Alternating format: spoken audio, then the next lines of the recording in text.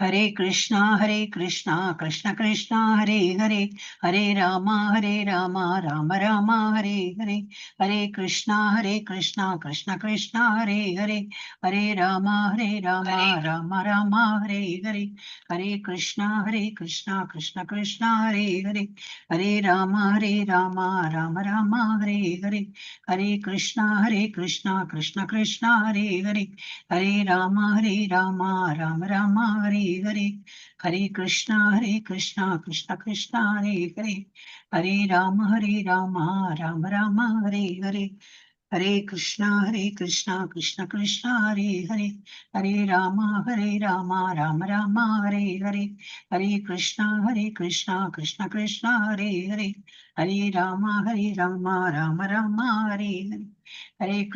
कृष्णा कृष्ण कृष्ण हरे हरे, हरे राम राम राम हरे हरे, हरे कृष्णा कृष्ण कृष्ण हरे हरे, हरे राम राम राम हरे हरे, हरे कृष्णा कृष्ण कृष्ण हरे हरे, हरे राम राम राम हरे हरे, हरे कृष्णा कृष्ण कृष्ण हरे हरे, हरे राम राम राम हरे हरे, हरे कृष्णा कृष्ण कृष्ण हरे हरे, हरे राम राम राम हरे हरे. स्वाति माता जी, may start. Okay. Okay, Hare Krishna.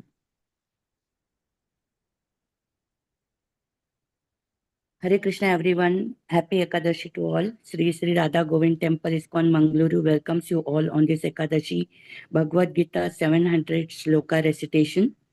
We start with Mangala Charan.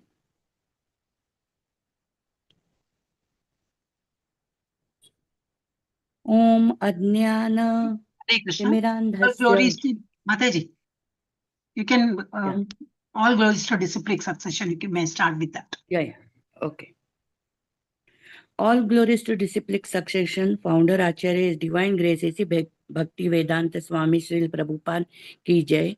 Guru Maharaj His Holiness Grace Jai Pataka Swami Maharaj ki Jai. Temple President His Grace Nama Nishtha Das Prabhu ji ki Jai. Hare Krishna. We'll start Mangalachar. Okay.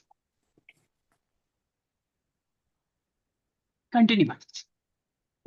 Om Ajnanatimirandhasya Jnananjana Chakshurunmilitam Yena Tasmai Sri Gurave Namaha. Sri Chaitanya Manobhishtam Sthapitam Yena Bhutale Swayam Rupa Kadamayam Dadati Swapadantikam Vandeham Sri Guru Sri Uttapada Kamalam Sri Gurum Vaishnavanscha Sri Rupam Sagrajatam Saganaraghunathānvitam Tam Sajivam Sadvaitam Savadutam Parijana Sahitam Krishna Chaitanya Devam Sri Radha Krishna Padan Sahagana Lalita Sri Vishakhanvitauscha He Krishna Karuna Sindhu Dinabandhu Jagatpate Gopesha Gopika Kanta Radha Kanta Namostute Tapta Kanchana Gaurangi Radhe Vrindavaneshwari Vrishabhanu Sute Devi Pranamami Hari Priye वाञ्छाकल्पतरुभ्यश्च कृपा सिन्धुभ्य एव च पतितानां पावनेभ्यो वैष्णवेभ्यो नमो नमः नमो विष्णुपादाय कृष्णपृष्ठाय भूतले श्रीमति भक्तिवेदान्त स्वामिनीति नामिने नमस्ते सरस्वते देवे गौरवाणी प्रचारिणे निर्विशेष शून्यवादी पाश्चात्य शतारिणे जय श्री कृष्ण चैतन्य प्रभु नित्यानंदा श्री अद्वैत गदाधर स्वामी श्रीवासादि गौर भक्त वृंदा। हरे कृष्णा कृष्ण कृष्ण हरे हरे, हरे राम राम राम हरे हरे, हरे कृष्णा कृष्ण कृष्ण हरे हरे, हरे राम राम राम हरे हरे, हरे कृष्णा कृष्ण कृष्ण हरे हरे, हरे राम राम राम हरे हरे। हरे कृष्णा। गीता महात्म्य by आदि Shankaracharya.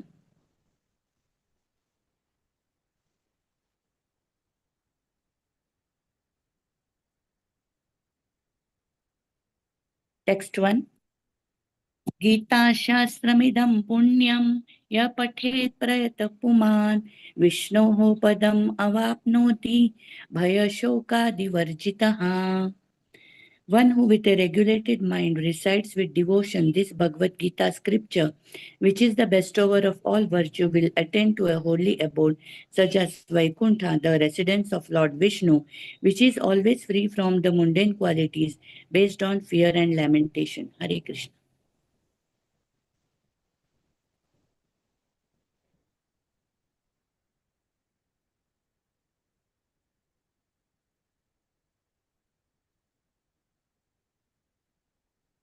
Hare Krishna, Mataji. Yes. गीताध्यायनशीलस्य प्राणायामपरस्य च नैव सन्ति हि पापानि पूर्वजन्म कृतानि च. If one reads Bhagavad Gita very sincerely and with all seriousness, then by the grace of the Lord, the reactions of his past misdeeds will not act upon him. Hare Krishna.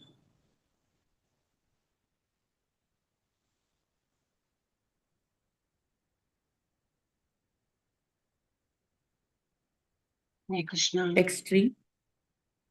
मलिने मोचनं पुंसां जलस्नानं दिने दिने सुकृदगीतामृतस्नानं संसारमलनाशनम्.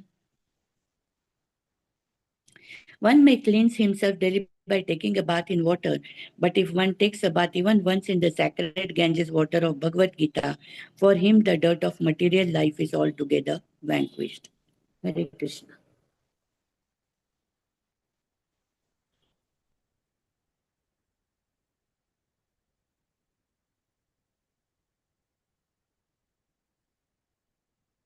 The net is bit Text slow, 4. I think, Mataji. Yeah. Text 4. Gita Sugita Kartavya Kim Anyai Shastra Vistaraihi Yasvayam Padmanabhasya Mukhapadmad Vinishrita. Because Bhagavad Gita is spoken by the Supreme Personality of Godhead, one need not read any other Vedic literature. One need only attentively and sincerely. Sorry, I can't get it. Krishna. One need only attentively and regularly hear and read Bhagavad Gita. In the present age, people are so absorbed in mundane activities that it is not possible for them to read all the Vedic literatures. But this is not necessary. This one book, Bhagavad Gita, will suffice because it is the essence of all Vedic literatures and especially because it is spoken by the Supreme Personality of Godhead. Hare Krishna.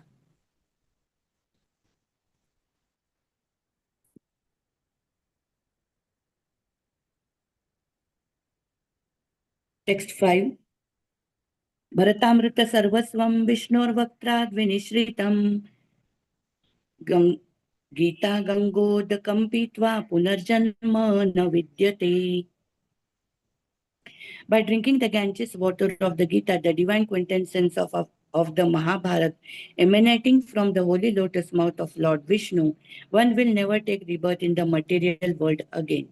In other words, by devotionally reciting the Gita, the cycle of birth and death is terminated. Hare Krishna.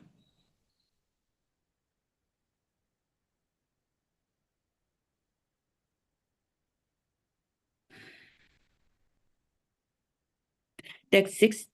सर्वोपनिषदो गावो दोग्धा गोपालनन्दनः पार्थो वत्स सुधीर्भोक्ता दुग्धं गीतामृतं महत्. All the Upanishads are like a cow, and the milker of the cow is Lord Sri Krishna, the son of Nanda.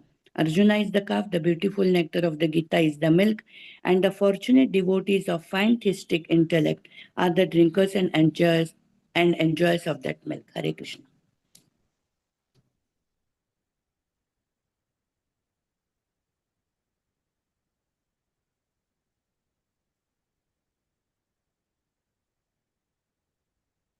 Text 7. एकं शास्त्रं देवकीपुत्र गीतम् एको देवो देवकीपुत्र एव एको मन्त्रस्तस्य नामानि यानि कर्मापि एकं तस्य देवस्य सेवा. There need be only one holy scripture, the divine Gita sung by Lord Sri Krishna, only one worshipable Lord, Lord Sri Krishna, only one mantra, his holy names. Hare Krishna, Krishna Krishna, Hare Hare, Hare Rama, Rama Rama, Hare Hare. And let there be one work only. Hare Krishna, Krishna Krishna, Hare Hare, Hare Rama, Rama Rama, Hare Hare. Hare Krishna, Krishna Krishna, Hare Hare, Hare Rama, Rama Rama, Hare Hare. Hare Krishna. Thank you very much. Hare Krishna. Just 1 minute. We'll stop share.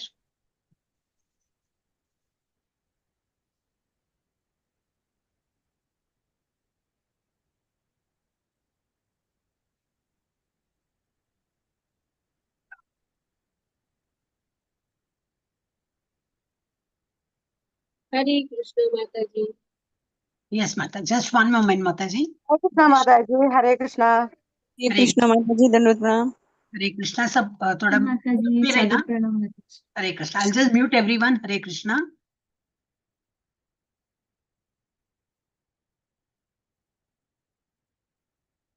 Only co-host can speak. So just wait for 1 minute. I will share the screen.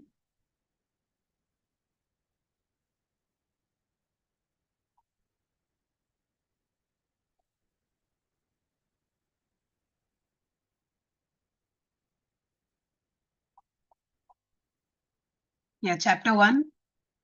Hare Krishna. Chapter 1, Anamika Singh Mataji, Hare Krishna. Please start. Hare Krishna माता जी. Hare Krishna. वसुदेवसुतं देवं कंसुचाणूरमर्दनं देवकी परमानन्दं कृष्णं वन्दे जगद्गुरुं श्रीकृष्णं वन्दे जगद्गुरुम्. ॐ श्री परमात्मने नमः. श्रीमद्भगवद्गीता अथ प्रथमोऽध्यायः अर्जुन विषादयोगः. धृतराष्ट्र उवाच धर्मक्षेत्रे कुरुक्षेत्रे समवेतायुयुत्सवः मामकाः पाण्डवाश्चैव किमकुर्वत सञ्जय. सञ्जय उवाच दृष्ट्वा तु पाण्डवानीकं व्यूढं दुर्योधनस्तदा आचार्यमुपसङ्गम्य राजा वचनमब्रवीत्.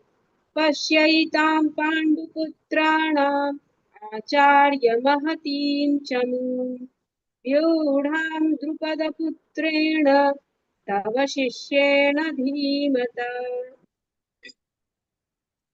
अत्र शूरा महेश्वासा भीमार्जुनसमायुधि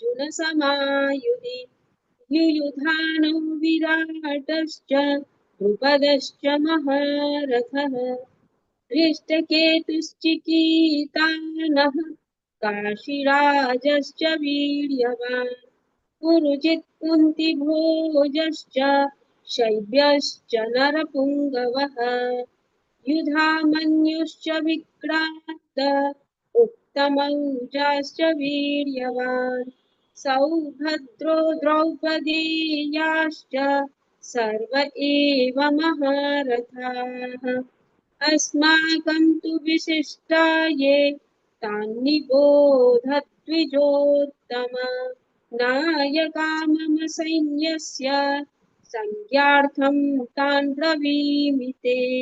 भवान् भीष्मश्च कर्णश्च कृपश्च समितिञ्जयः अश्वत्थामा विकर्णश्च सौमदत्तिस्तथैव च अन्ये च बहवः शूरा मदर्थे त्यक्तजीविताः नानाशस्त्रप्रहरणाः सर्वे युद्धविशारदाः अपर्याप्तं तदस्माकं बलं भीष्माभिरक्षितम् पर्याप्तं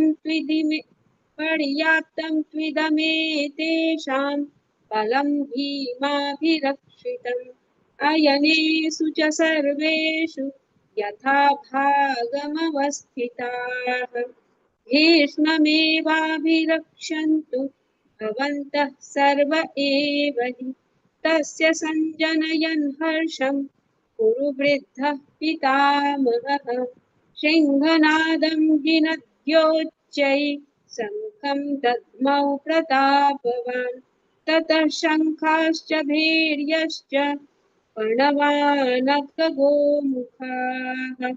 सहसैवाभ्यहन्यन्त सशब्दस्तु मूलोऽभवत् ततः श्वेतैर्हयैर्युक्ते महति स्यन्दने स्थितौ माधवः पाण्डवश्चैव दिव्यौ शङ्खौ प्रधत्मतुः पाञ्चजन्यं ऋषिकेशो देवदत्तं धनञ्जयः पौण्ड्रं दद्मौ महाशङ्खं भीमकर्मावृकोदरः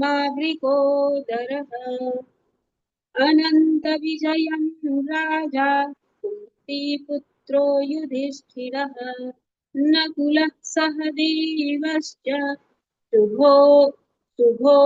शुभोषमणिपुष्पकौ काश्यश्च परमेश्वासः शिखण्डी च महारथः धृष्टद्युम्नो विराटश्च सात्यकिश्चापराजितः द्रुपदो द्रौपदेयाश्च सर्वशः पृथिवीपते सौभद्रश्च महाबाहुः शङ्खं दद्मुः पृथक् पृथक् सघोषो धार्तराष्ट्राणां हृदयानित्यदारयत् नभश्च पृथिवीं चैव तुमुलो व्यनुनादयन् अथ व्यवस्थितान् दृष्ट्वा धार्तराष्ट्रान् कपिध्वजः प्रवृत्ते शस्त्रसम्पाते धनुरुद्यम्य पाण्डवः ऋषिकेशं तदा वाक्यम् इदमाहमहीपते अर्जुन उवाच सेनयोरुभयोर्मध्ये रथं स्थापयमेच्युत यावदेतानिरीक्षेऽहं योद्धुकामानवस्थितान् कैर्मया सह योद्धव्यम् अस्मिन् रणसमुद्यमे योत्स्यमानानवेक्षेऽहं य एतेऽत्र समागताः धार्तराष्ट्रस्य दुर्बुद्धेः युद्धे प्रियचिकीर्षवः सञ्जय उवाच एवमुक्तो हृषीकेशो गुडाकेशेन भारत सेनयोरुभयोर्मध्ये स्थापयित्वा रथोत्तमम् भीष्मद्रोणप्रमुखतः सर्वेषां च महीक्षितान् उवाच पार्थ पश्यैतान् समवेतान् कुरूनिति तत्र पश्य स्थितान् पार्थः पितॄनथ पितामहान् आचार्यान् मातुलान् भ्रातॄन् पुत्रान् पौत्रान् सखींस्तथा स्वसुरान् सुहृदश्चैव सेनयोरुभयोरपि तान् समीक्ष्य स कौन्तेयः सर्वान् बन्धुनवस्थितान् कृपया परयाविष्टो विषिद विषीदन्निदमब्रवीत् अर्जुन उवाच दृष्ट्वेमं स्वजनं कृष्णं युयुत्सुं समुपस्थितं सीदन्ति मम गात्राणि मुखं च परिशुष्यति वेपथुश्च वेपथुश्च शरीरे मे रोमहर्षश्च जायते गाण्डीवं संस्रते गाण्डीवं स्रंसते हस्तात् त्वच्चैव परिदह्यते न च शक्नोम्यवस्थातुं भ्रमतीव च मे मनः निमित्तानि च पश्यामि विपरीतानि केशव न च श्रेयोनुपश्यामि हत्वा स्वजनमाहवे न काङ्क्षे विजयं कृष्ण न च राज्यं सुखानि च किं नु राज्येन गोविन्द किं किं भोगैर्जीवितेन वा येषामर्थे काङ्क्षितं न राज्यं भोगा सुखानि च त इमेव स्थिता युद्धे प्राणान् त्यक्त्वा धनानि च आचार्याः पितरः पुत्राः तथैव च पितामहाः मातुला श्वशुराः पौत्राः श्यालाः सम्बन्धिनस्तथा एतान् न हन्तुमिच्छामि न तोऽपि मधुसूदन अपि त्रैलोक्यराज्यस्य हेतुः किं नु मही कृते निहत्य धार्तराष्ट्रान्न का प्रीतिः स्याज्जनार्दन पापमेवाश्रयेदस्मान् हत्वैतानाततायिनः तस्मान्नार्हा वयं हन्तुं धार्तराष्ट्रान् स्वबन्धवान् स्वजनं हि कथं हत्वा सुखिनः स्याम माधव यद्यप्येते च पश्यन्ति लोभोपहत चेतसः कुलक्षयकृतं दोषं मित्रदोहे च पातकम् कथं न ज्ञेयमस्माभिः पापादस्मान्निवर्तितुम् कुलक्षयकृतं दोषं प्रपश्यद्भिर्जनार्दन कुलक्षये प्रणश्यन्ति कुलधर्मा सनातनाः धर्मे नष्टे कुलं कृत्स्नम् अधर्मोऽभिभवत्युत अधर्माभिभवात् कृष्ण प्रदुष्यन्ति कुलस्त्रियः स्त्रीषु दुष्टासु वार्ष्णेय जायते वर्णशङ्करः शङ्करो नरकायैव कुलघ्नानां कुलस्य च पतन्ति पितरो ह्येषां लुप्त लुप्तपिण्ड लुप्तपिण्डोदकक्रियाः दोषैरेतैः कुलघ्नानां वर्णशङ्करकारकैः उत्साद्यन्ते जातिधर्मा कुलधर्माश्च शाश्वताः उत्सन्नकुलधर्माणां मनुष्याणां जनार्दन नरके नियतं वासो भवतीत्यु भवतीत्युनुशुश्रमा अहो बत महत्पापं कर्तुं व्यवसिता वयम् यद्राज्यसुखलोभेन हन्तुं स्वजनमुद्यताः यदिमामप्रतीकारम् अशस्त्रं शस्त्रपाणयः धार्तराष्ट्रारणे हन्युः तन्मे क्षेमतरं भवेत् सञ्जय उवाच एवमुक्त्वार्जुनः सङ्ख्ये रथोपस्थ उपाविशत् विसृज्य सषडं चापं शोकसंविघ्नमानसः। ॐ तत्सदिति श्रीमद्भगवद्गीतासु उपनिषत्सु ब्रह्मविद्यायां योगशास्त्रे श्रीकृष्णार्जुनसंवादे अर्जुनविषादयोगो नाम प्रथमोऽध्यायः। हरे कृष्ण कृष्ण कृष्ण हरे हरे राम राम राम हरे हरे कृष्ण राम कृष्ण राम हरे हरे हरे हरे राम राम हरे हरे।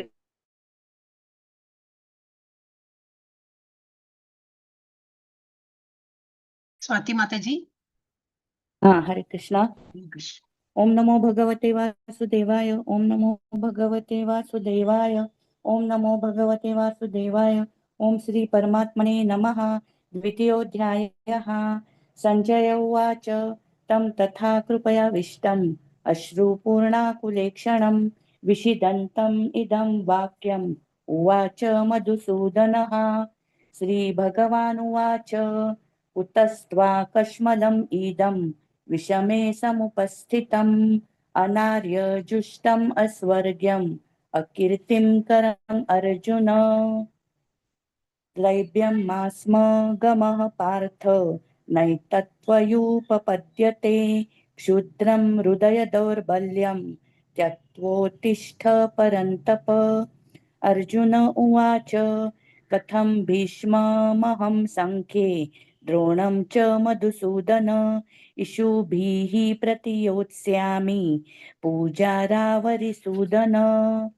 गुरून् हत्वा हि महानुभावान् श्रेयो भोक्तुं भैक्ष्यम् अपीह लोके हत्वार्थकामांस्तु गुरूनिहैव भुज्य भोगान् रुधिर प्रदिग्धान् न चैतद्विद्मः कतरन्नो गर्यो यद्वा जयेम यदि वा नो जयेयुः यानेव हत्वा न जिजीविषामस्तेव स्थिताः प्रमुखे धार्त राष्ट्राः।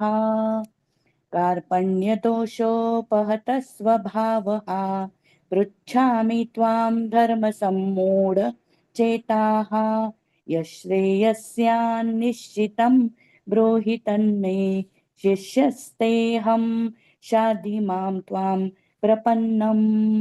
न हि प्रपश्यामि ममापनुद्यान् यच्छोकमुच्छोषणम् इन्द्रियाणाम् अवाप्य भूमावसपत्नं रुद्धं राज्यं सुराणाम् अपि चाधिपत्यम्। संजय उवाच एवं मुक्त्वा ऋषिकेशं गुडाकेशः परन्तपः न योत्स्य इति गोविन्दम् उक्त्वा तूष्णीं बभूवः। तमुवाच ऋषिकेशः प्रहसन्निव भारत सेनयोरुभयोर्मध्ये विषिदन्निदं वचः। श्रीभगवानुवाच अशोचानन्वशोचस्त्वं प्रज्ञावादांश्च भाषसे गतासुन्न गतासंश्च नानुशोचन्ति पण्डिताः। न त्वेवाहं जातु नासं न त्वं नेमे जनाधिपाः न चैव न भविष्यामः सर्वे वयमतः परम्। देहिनोऽस्मिन् यथा देहे कौमारं यौवनं जरा तथा देहान्तरप्राप्तिर्धीरस्तत्र न मुह्यति। मात्रा स्पर्शास्तु कौन्तेय शीतोष्ण सुखदुःखदा आगमापायिनो अनित्यास् तां स्थितिक्षस्व भारत यं हि न व्यथयन्त्येते पुरुषं पुरुषर्षभ समदुःख सुखं धीरं सोऽमृतत्वाय कल्पते नासतो विद्यते भावो नाभावो विद्यते सतः उभयोरपि दृष्टोऽन्तस्त्वनन्योस्तत्त्वदर्शिभिः अविनाशी तु तद्विद्धि येन सर्वमिदं ततं विनाशं व्ययस्यास्य न कश्चित् कर्तुम् अर्हति अनावन्तः इमे देहा नित्यस्योक्ताः शरीरिणः अनाशिनो प्रमेयस्य तस्माद्युध्यस्व भारत य एनं वेत्ति हन्तारं यच्चैनं मन्यते हतम् उभौ तौ न विजानीतो नायं हन्ति न हन्यते न जायते म्रियते वा कदाचिन् नायं भूत्वा भविता वा न भूयः अजो नित्यः शाश्वतो यं पुराणो न हन्यते हन्यमाने शरीरे वेदा विनाशिनं नित्यं य एनमजमव्ययं कथं स पुरुष पार्थ कं घातयति हन्तिकम् वासांसि जीर्णानि यथा विहाय नवानि गृह्णाति नरोपराणि तथा शरीराणि विहाय जीर्णानि अन्यानि संयाति नवानि देहि नैनं छिन्दति शस्त्राणि नैनं दहति पावकः न चैनं क्लेदयन्त्यापो न शोषयति मारुतः अच्छेद्योऽयम् अदायोऽयम् अक्लेद्यो शोष्य एव च नित्यः सर्वगतः स्थाणुरचलोऽयं सनातनः अव्यक्तोऽयमचिन्त्योऽयम् अविकार्योऽयमुच्यते तस्माद्देवं विदित्वैनं नानुशोचितुमर्हसि अथ चैनं नित्यजातं नित्यं वा मन्यसे मृतं तथापि त्वं महाबाहो नैनं शोचितुम् अर्हसि जातस्य हि ध्रुवो मृत्युर्ध्रुवं जन्म मृतस्य च तस्माद् परिहार्यर्थे न त्वं शोचितुम् अर्हसि अव्यक्तादीनि भूतानि व्यक्तमध्यानि भारत अव्यक्तनिधनान्येव तत्र का परिदेवना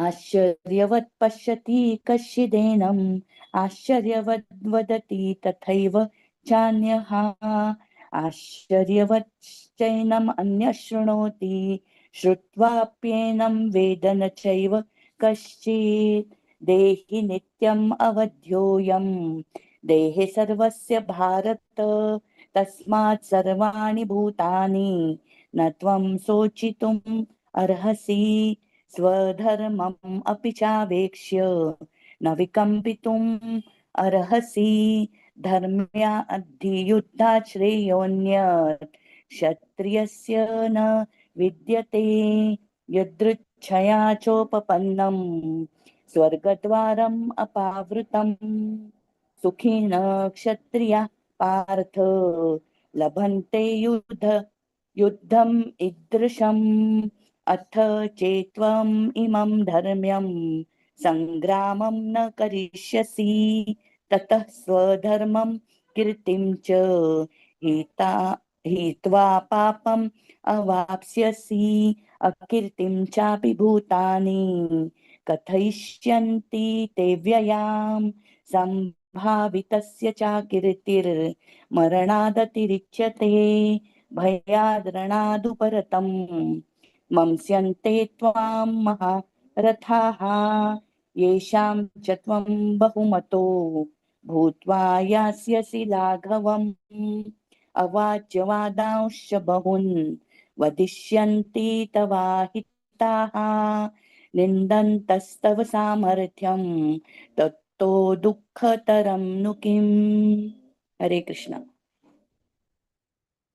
हरे कृष्ण हतो वा प्राप्स्यसि स्वर्गं चित्वा वा भोक्ष्यसे महिम् तस्मादुत्तिष्ठ कौन्तेय युद्धाय कृतनिश्चयः सुखदुःखे समे कृत्वा लाभालाभौ जयाजयौ ततो युद्धाय युज्यस्व नैवं पापमवाप्स्यसि एषा ते विहिता साङ्ख्ये बुद्धिर्योगे त्विमां शृणु बुद्ध्या युक्तो यया पार्थ कर्मबन्धं प्रहास्यसि नेहाभिक्रमनाशोऽस्ति प्रत्यवायो न विद्यते स्वल्पमप्यस्य धर्मस्य त्रायते महतो भयात् व्यवसायात्मिका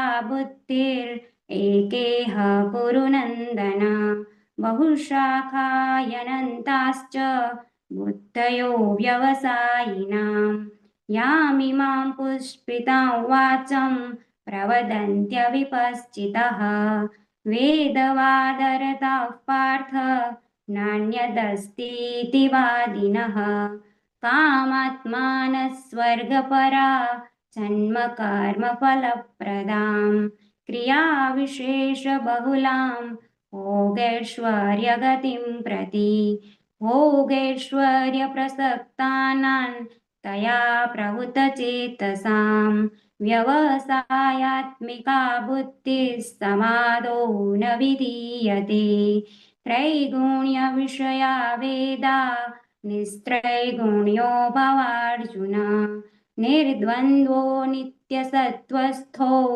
निर्योगक्षेम आत्मवान् यावानर्थ उदपाने सर्वतः सम्प्लुतोदके तावान् सर्वेषु वेदेषु ब्राह्मणस्य विजानतः कर्मण्येवाधिकारस्ते मा फलेषु कदाचन मा कर्मफलहेतुर्भुर्मा ते सङ्गोऽस्त्वकर्मणि योगस्थः कुरु कर्माणि सङ्गं त्यक्त्वा धनञ्जय सिद्ध्यसिद्ध्यो समो भूत्वा समत्वं योग उच्यते दूरेण यवरं कर्म बुद्धियोगात् धनञ्जय बुद्धौ शरणमन्विच्छ कृपणा फलहेतवः बुद्धियुक्तो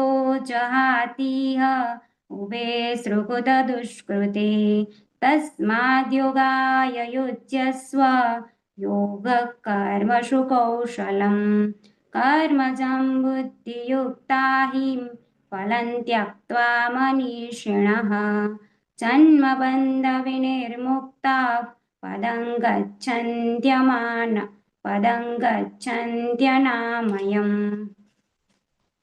यदा ते मोहकलिलं बुद्धिर्व्यतितरिष्यति तदा गन्तासि निर्वेदं श्रोतवस्य श्रुतस्य च श्रुतिभिः प्रतिपन्ना ते यदा स्थास्यति निश्चला समाधावचला बुद्धिस्तदा योगमवाप्स्यसि अर्जुन उवाच स्थितप्रज्ञस्य का भाषा समाधिस्थस्य केशव स्थिताधिः किं प्रभाषेत किमाश्रित व्रजेत किं श्रीभगवानुवाच प्रजहाति यदा कामान् सर्वान् पार्थमनोगतान् आत्मन्येवात्मना तुष्टः स्थितप्रज्ञस्तदोच्यते दुःखेष्वनुद्विग्नमनाः सुखेषु विगतस्पृहः वीतरागभयक्रोधस्थितधीर्मुनिरुच्यते यः सर्वत्र न विस्नेहस्ततत्प्राप्य शुभाशुभं नाभिनन्दति न द्वेष्टि तस्य प्रज्ञा प्रतिष्ठिता यदा संहरते चायं कूर्मोऽङ्गानीव सर्वशः इन्द्रियाणीन्द्रियार्थेभ्यस्तस्य प्रज्ञा प्रतिष्ठिता विषया विनिवर्तन्ते निराहारस्य देहिनः रसवर्जं रसोपस्य परं दृष्ट्वा निवर्तते यततोऽपि कौन्तेय पुरुषस्य विपस्थितः इन्द्रियाणि प्रमाथीनि हरन्ति प्रसभं मनः तानि सर्वाणि संयम्य युक्त आसीत् मत्परः वशे हि यस्येन्द्रियाणि तस्य प्रज्ञा प्रतिष्ठिता ध्यायतो विषयान् पुंसस्तङ्गस्तेषुपजायते सङ्गात् सञ्जायते कामः कामात् क्रोधोऽपि जायते क्रोधात् भवति सम्मोहः सम्मोहात् स्मृतिविभ्रमः स्मृतिभ्रंशात् बुद्धिनाशो बुद्धिनाशात् प्रणश्यति रागद्वेषवियुक्तैस्तु विषयानिन्द्रियैश्चरन् आत्मवश्यैर्विधेयात्मा प्रसादमधिगच्छति प्रसादे सर्वदुःखानां हानिरस्योपजायते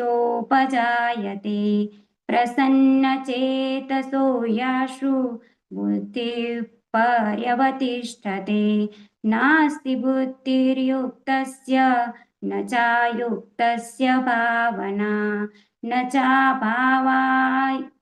चाभावयतः शान्तिर् अशान्तस्य कुतः सुखम् इन्द्रियाणां हिंचरताय यन्मनोनुविधीयते तदस्य हरति प्रज्ञां वायुर्नावमिवाम्पसि तस्मात् तस्य महाबाहो निर्गृहीतानि सर्वशः इन्द्रियाणीन्द्रियार्थेभ्यस्तस्य प्रज्ञा प्रतिष्ठिता या निशा सर्वभूतानां तस्यां जागरति संयमी यस्यां जाग्रति भूतानि सा निशा पश्यतो मुनेः आपूर्यमाणमचलप्रतिष्ठं समुद्रमापः प्रविशन्ति यद्वत् तद्वत् कामायं प्रविशन्ति सर्वे स शान्तिमाप्नोति न कामकामी विहाय कामान्यः सर्वान् पुमांश्चरति निःस्पृहः निर्ममो निरहङ्कारः शान्तिमधिगच्छति एषा ब्राह्मी स्थितिः पार्थ नैनां प्राप्य विमुह्यति स्थित्वा स्यामन्तकालेऽपि ब्रह्मनिर्वाणमृच्छति ॐ तत्सदिति श्रीमद्भगवद्गीतासु उपनिषत्सु ब्रह्मविद्यायां योगशास्त्रे श्रीकृष्णार्जुनसंवादे साङ्ख्ययोगो नाम तृतीयोऽध्यायः। हरे कृष्णा कृष्णा कृष्णा हरे हरे राम हरे राम राम हरे हरे कृष्णा कृष्णा हरे हरे राम हरे राम हरे राम राम राम हरे हरे राम राम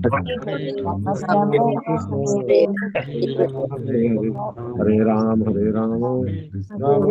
हरे हरे हरे हरे कृष्ण माता जी। ओम नमो भगवते वासुदेवाय। अथ तृतीयोऽध्यायः कर्मयोगः। अर्जुन उवाच ध्यायसि चेत् कर्मणस्ते मता बुद्धिर्जनार्दन तत्किं कर्मणि घोरे मां नियोजयसि केशव व्यामिश्रेणेव वाक्येन बुद्धिं मोहयसीव मे तदेकं वद निश्चित्य येन श्रेयोऽहमाप्नुयाम्। श्रीभगवान् उवाच लोकेऽस्मिन् द्विविधा दृष्टा पुरा प्रोक्ता मया नघ జ్ఞానయోగేన సాంఖ్యానాం కర్మయోగేన యోగినాం న కర్మణామనారంభాత్ నైష్క్రమ్యం పురుషోష్ణుతే న చ సన్యసనాదేవ సిద్ధిం సమధిగచ్చతి నహి కశ్చిత్ క్షణమపి జాతు తిష్టత్య కర్మకృత్ కార్యతే హ్యవశః కర్మ సర్వః ప్రకృతిజైర్గుణైః కర్మేంద్రియాణి సంయమ్య య ఆస్తే మనసా స్మరన్ ఇంద్రియార్థాన్ విమూఢాత్మా మిథ్యాచారः స ఉచ్యతే యస్త్వింద్రియాణి మనసా నియమ్యారభతేర్జున కర్మేంద్రియైః కర్మయోగం అసక్తः స విశిష్యతే నియతం కురు కర్మత్వం కర్మజ్యాయో హ్యకర్మణః శరీరయాత్రాపి చ తే న ప్రసిద్ధ్యేత కర్మణః యజ్ఞార్థాత్ కర్మణోన్యత్ర లోకోయం కర్మబంధనః తదర్థం కర్మ కౌంతేయ ముక్తసంగః సమాచర సహ యజ్ఞా ప్రజా సృష్ట్వా పురోవాచ ప్రజాపతిః అనేన ప్రసవిష్యత్వం ఏషవోస్తిస్త్వ కామధుక్ దేవాన్ భావయతానేన తే దేవా భావయంతు వః పరస్పరం భావయంతః శ్రేయః పరమవాప్స్యథ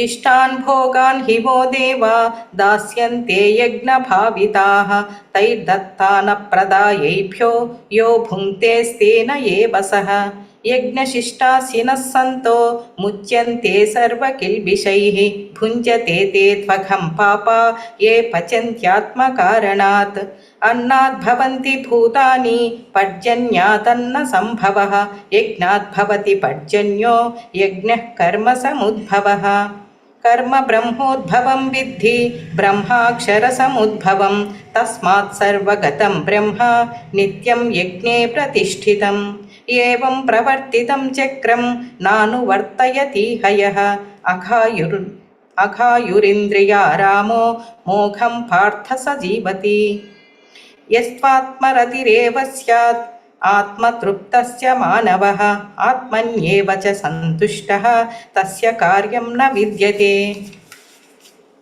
నైవ తస్య కృతేనార్థోన్ ఆకృతేనేహ కశ్చన న చాస్య సర్వభూతేషు కశ్చిదర్థవ్యపాశ్రయః తస్మాదసక్తః సతతం కార్యం కర్మ సమాచర అసక్తో హ్యాచరన్ కర్మ పరమాప్నోతి పూరుషః కర్మణైవ హి సంసిద్ధిం ఆస్థితా జనకాదయః లోకసంగ్రహమేవాపి సంపశ్యన్ కర్తుమర్హసి యద్యదాచరతి శ్రేష్టః తత్తదేవేతరో జనః స యత్ప్రమాణం కురుతే లోకస్తదనువర్తతే న మే పార్థాస్తి కర్తవ్యం త్రిషు లోకేషు కించన నానవాప్తమవాప్తవ్యం వర్త ఏవ చ కర్మణి యది హ్యహం న వర్తేయం జాతు కర్మణ్యతంత్రితః మమ వర్త్మానువర్తంతే మనుష్యాః పార్థ సర్వశః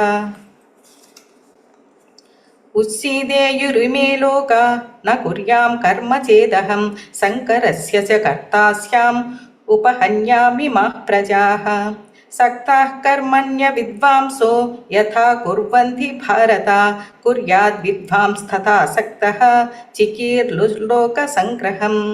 చికీర్షుర్లోకసంగ్రహం న బుద్ధిభేదం జనయేత్ అజ్ఞానాం కర్మ సంజ్ఞినాం జోషయేత్ సర్వకర్మాణి విద్వాన్ యుక్తః సమాచరన్ ప్రకృతేః క్రియమానాని గుణైః కర్మాణి సర్వశః అహంకార విమూఢాత్మా కర్తాహమితి మన్యతే తత్వవిత్తు మహాబాహో గుణకర్మ విభాగయోః గుణాగుణేషు వర్తంత ఇతి మత్వా న సజ్జతే ప్రకృతేర్గుణ సమ్మూఢాః సజ్జంతే గుణకర్మసు తాన కృష్ణవిదో మంతాన్ కృష్ణభిన్న విచాలయేత్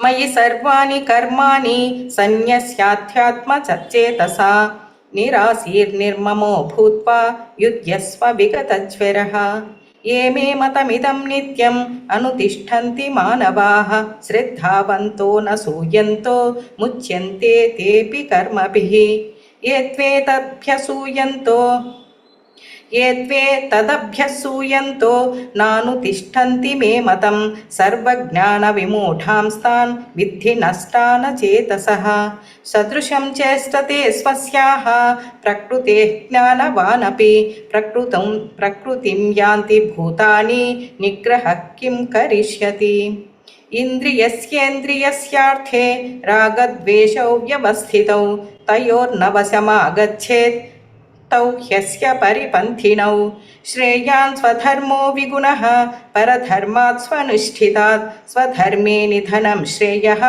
परधर्मो भयावहः अर्जुन उवाच अथ केन प्रयुक्तोऽयं पापं चरति पूरुषः अनिच्छन्नपि वार्ष्णेय बलादिव नियोजितः श्रीभगवान् उवाच काम एष क्रोध एष रजोगुणसमुद्भवः महाशनो महापाप्मा विध्येनमिह वैरिणम् धूमेनाव्रियते वह्निः यथा दर्शो मलेन च यथोल्बेनावृतो गर्भः तथा तेनेदमावृतम् आवृतं ज्ञानमेतेन ज्ञानिनो नित्यवैरिणा कामरूपेण कौन्तेय दुष्पूरेणानलेन च इन्द्रियाणि मनोबुद्धिः अस्याधिष्ठानमुच्यते एतैर्विमोहयत्येष ज्ञानमावृत्य देहिनाम् तस्मात् त्वमिन्द्रियाण्यादौ नियम्य भरतर्षभ पाप्मानं प्रजहिह्येनं ज्ञानविज्ञाननाशनम् इन्द्रियाणि पराण्याहुः इन्द्रियेभ्यः परं मनः मनसस्तु परा बुद्धिः यो बुद्धेः परतस्तु सः एवं बुद्धेः परं बुद्ध्वा संस्तभ्यात्मानमात्मना जहि शत्रुं महाबाहो कामरूपं दुरासदम् ओं तत्सदिति श्रीमद्भगवद्गीतासु उपनिषत्सु ब्रह्मविद्यायां योगशास्त्रे श्रीकृष्णार्जुनसंवादे कर्मयोगो नाम तृतीयोऽध्यायः हरे कृष्णा कृष्ण कृष्ण हरे हरे राम राम राम हरे हरे कृष्ण हरे कृष्ण कृष्ण कृष्ण हरे हरे हरे राम राम राम हरे कृष्ण कृष्ण कृष्ण हरे हरे हरे राम राम हरे हरे हरे कृष्ण कृष्ण हरे राम राम हरे हरे हरे कृष्ण कृष्ण कृष्ण हरे हरे हरे राम राम हरे हरे हरे कृष्ण कृष्ण कृष्ण हरे हरे हरे राम राम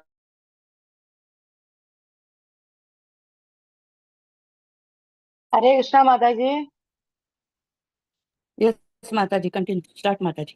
हरे कृष्णा। ओम श्री कृष्ण परमात्मने नमः। ओम नमो भगवते वासुदेवाय।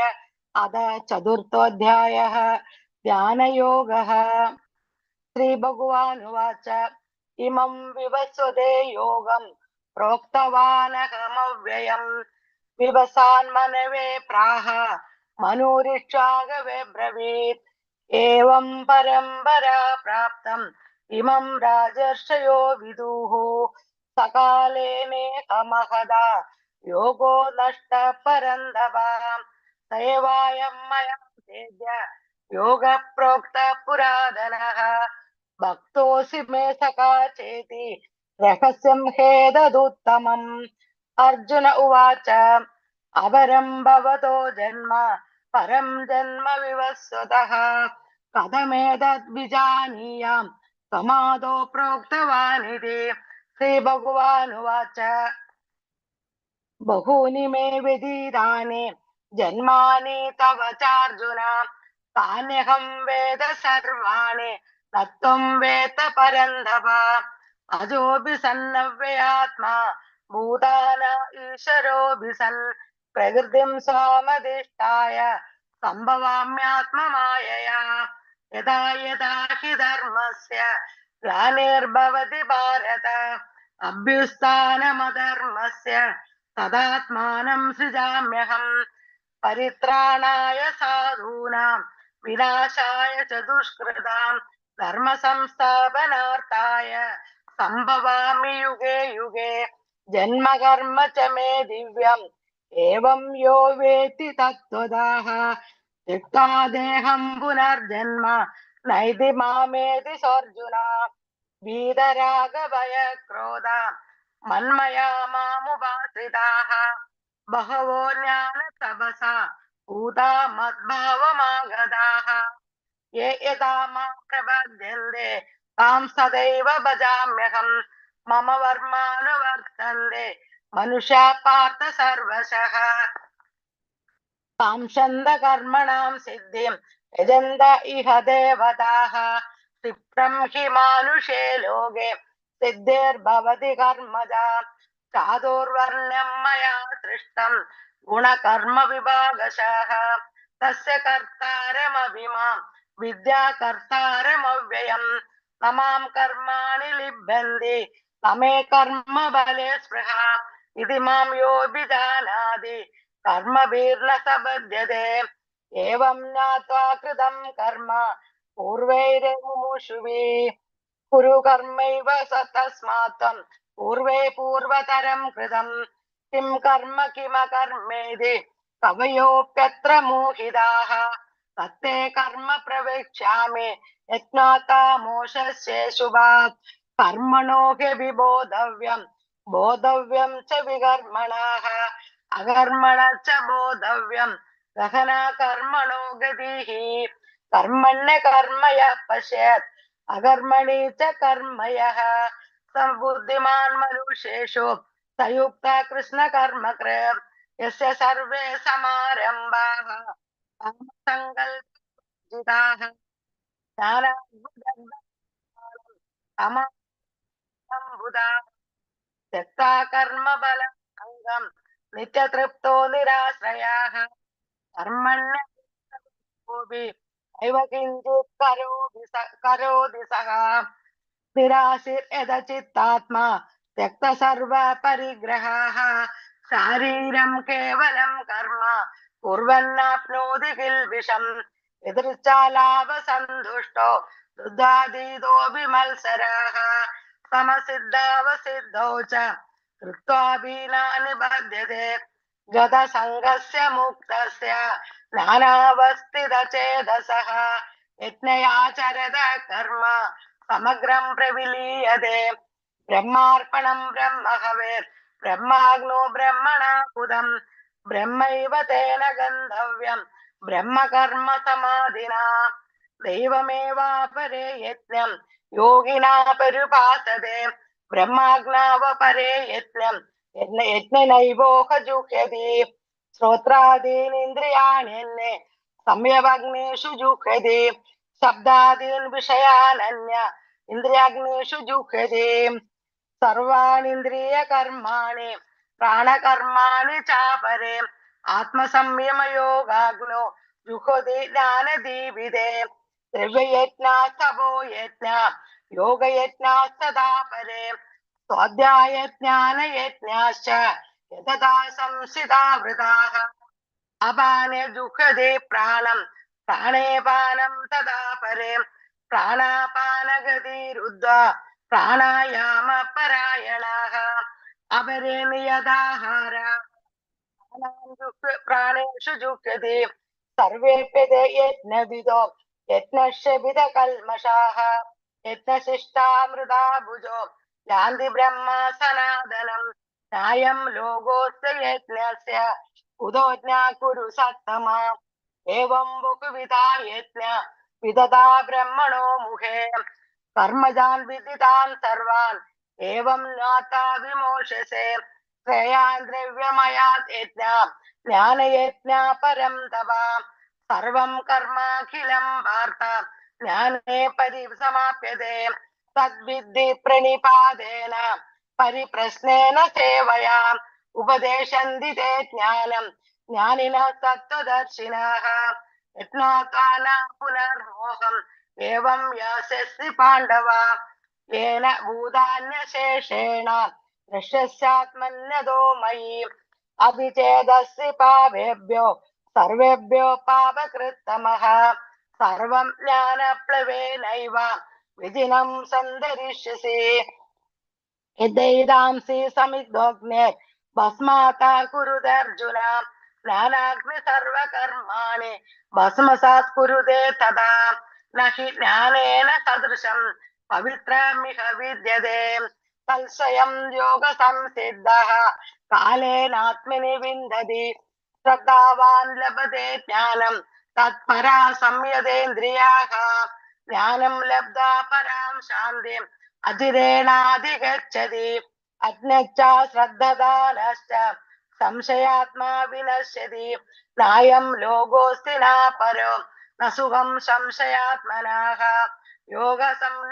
योगसंन्यस्त कर्माणां ज्ञानसंचिन्न संशयम् आत्मबन्धं न कर्माणि निबन्धन्ति धनञ्जय तस्मादज्ञानसम्भूतं हृदस्थं ज्ञानात्मनः चित्तैनं संशयं योगम् आदिष्टोत्तिष्ठ भारत ओम सत्सत् इति श्रीमद्भगवद्गीतासु उपनिषत्सु ब्रह्म विद्यायां योगशास्त्रे श्रीकृष्णार्जुन संवादे ज्ञान योगो नाम अथ चतुर्थोऽध्यायः। हरे कृष्णा हरे कृष्णा कृष्णा कृष्णा हरे हरे हरे राम राम राम हरे हरे हरे कृष्ण हरे कृष्ण कृष्णा कृष्ण हरे हरे हरे राम हरे राम हरे राम हरे कृष्णा हरे कृष्णा कृष्ण कृष्ण हरे Krishna Krishna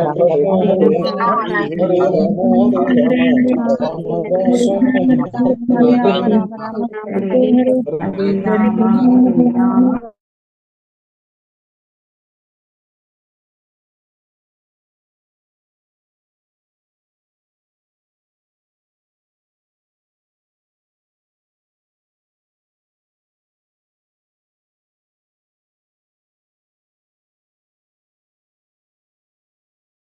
Hare Krishna Mataji, you can start. Sarla Mataji. हरे कृष्ण माताजी। ओम हरे श्री कृष्ण। परमात्मने नमः। अथ पंचमोऽध्यायः कर्म संन्यास योगः। अर्जुन उवाच संन्यासं कर्मणां कृष्ण पुनर्योगं च शंससि यच्छ्रेययेतयोरेकं तन्मे ब्रूहि सुनिश्चितं। श्रीभगवानुवाच संन्यासः कर्मयोगस्य निःश्रेयसकरा उभौ तयोस्तु कर्म संन्यासात् कर्मयोगो विशिष्यते। ज्ञेयः स नित्यसन्न्यासी यो न द्वेष्टि न काङ्क्षति निर्द्वन्द्वो हि महाबाहो सुखं बन्धात् प्रमुच्यते। साङ्ख्ययोगौ पृथक् बालाः प्रवदन्ति न पण्डिताः एकमप्यास्थितः सम्यक् उभयोर्विन्दते फलम्। यत् साङ्ख्यै प्राप्यते स्थानं तद्योगैरपि गम्यते। एकं साङ्ख्यं च योगं च यः पश्यति स पश्यति। संन्यासस्तु महाबाहो दुःखमाप्तुमयो गतः योगयुक्तो मुनिर्ब्रह्मा न चिरेणाधिगच्छति। योगयुक्तो विशुद्धात्मा विजितात्मा जितेन्द्रियः सर्वभूतात्मा भूतात्मा कुर्वन्नपि न लिप्यते। नैव किञ्चित् करोमीति युक्तो मन्येत तत्त्ववित् पश्यन् शृण्वन् स्पृशन् जिघ्रन् अश्नन् गच्छन् स्वपन् श्वसन् प्रलपन् विसृजन् गृह्णन् उन्मिषन् निमिषन्नपि इन्द्रियाणीन्द्रियार्थेषु वर्तन्त इति धारयन् ब्रह्मण्याधाय कर्माणि सङ्गं त्यक्त्वा करोति यः लिप्यते न स पापेन पद्मपत्रमिवाम्भसाम्। कायेन मनसा बुद्ध्या केवलैरिन्द्रियैरपि योगिनः कर्म कुर्वन्ति सङ्गं त्यक्त्वात्मशुद्धये।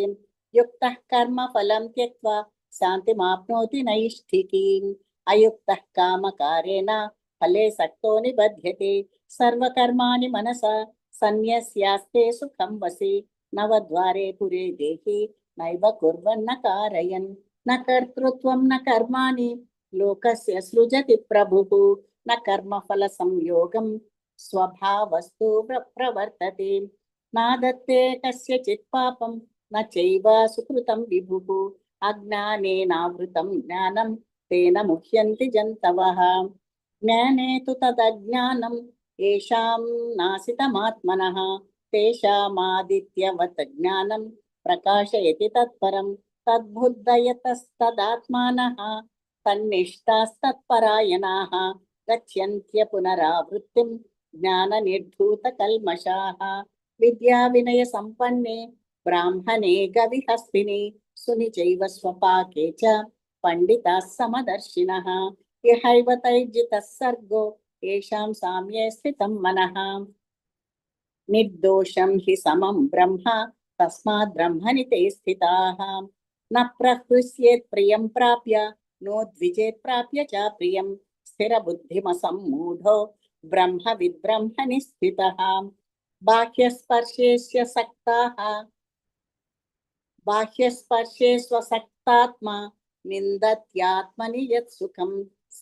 ब्रह्मयोगयुक्तात्मा सुखमक्षयमश्नुते ये हि संस्पर्शजा भोग दुःखयोनय एव ते आद्यन्तवन्तः कौन्तेय न तेषु रमते बुधः शक्नोति हैव यः सोढुं प्राक् शरीरविमोक्षणात् कामक्रोधोद्भवं वेगं स युक्तः स सुखी नरः योऽन्तसुखोऽन्तरारामः तदान्तर्ज्योतिरेव यः स योगी ब्रह्मनिर्वाणं ब्रह्मभूतोऽधिगच्छति लभन्ते ब्रह्मनिर्वाणं ऋषयः क्षीणकल्मषाः चिन्नद्वैधायतात्मानः सर्वभूतहिते रताः कामक्रोधवियुक्तानां यतीनां यतचेतसाम् अभितो ब्रह्मनिर्वाणं वर्तते विदितात्मनाम् स्पर्शान् कृत्वा बहिर्बाह्यान्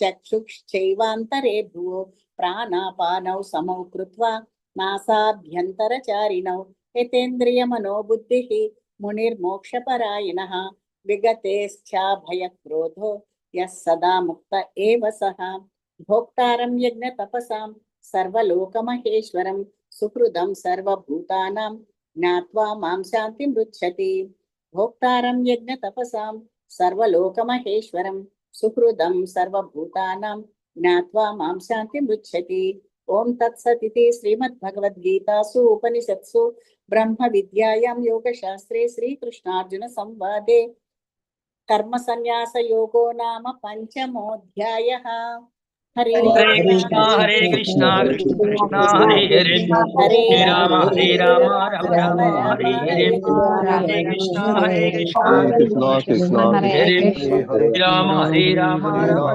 हरे हरे राम कृष्णा कृष्णा हरे हरे हरे राम राम राम हरे हरे हरे कृष्णा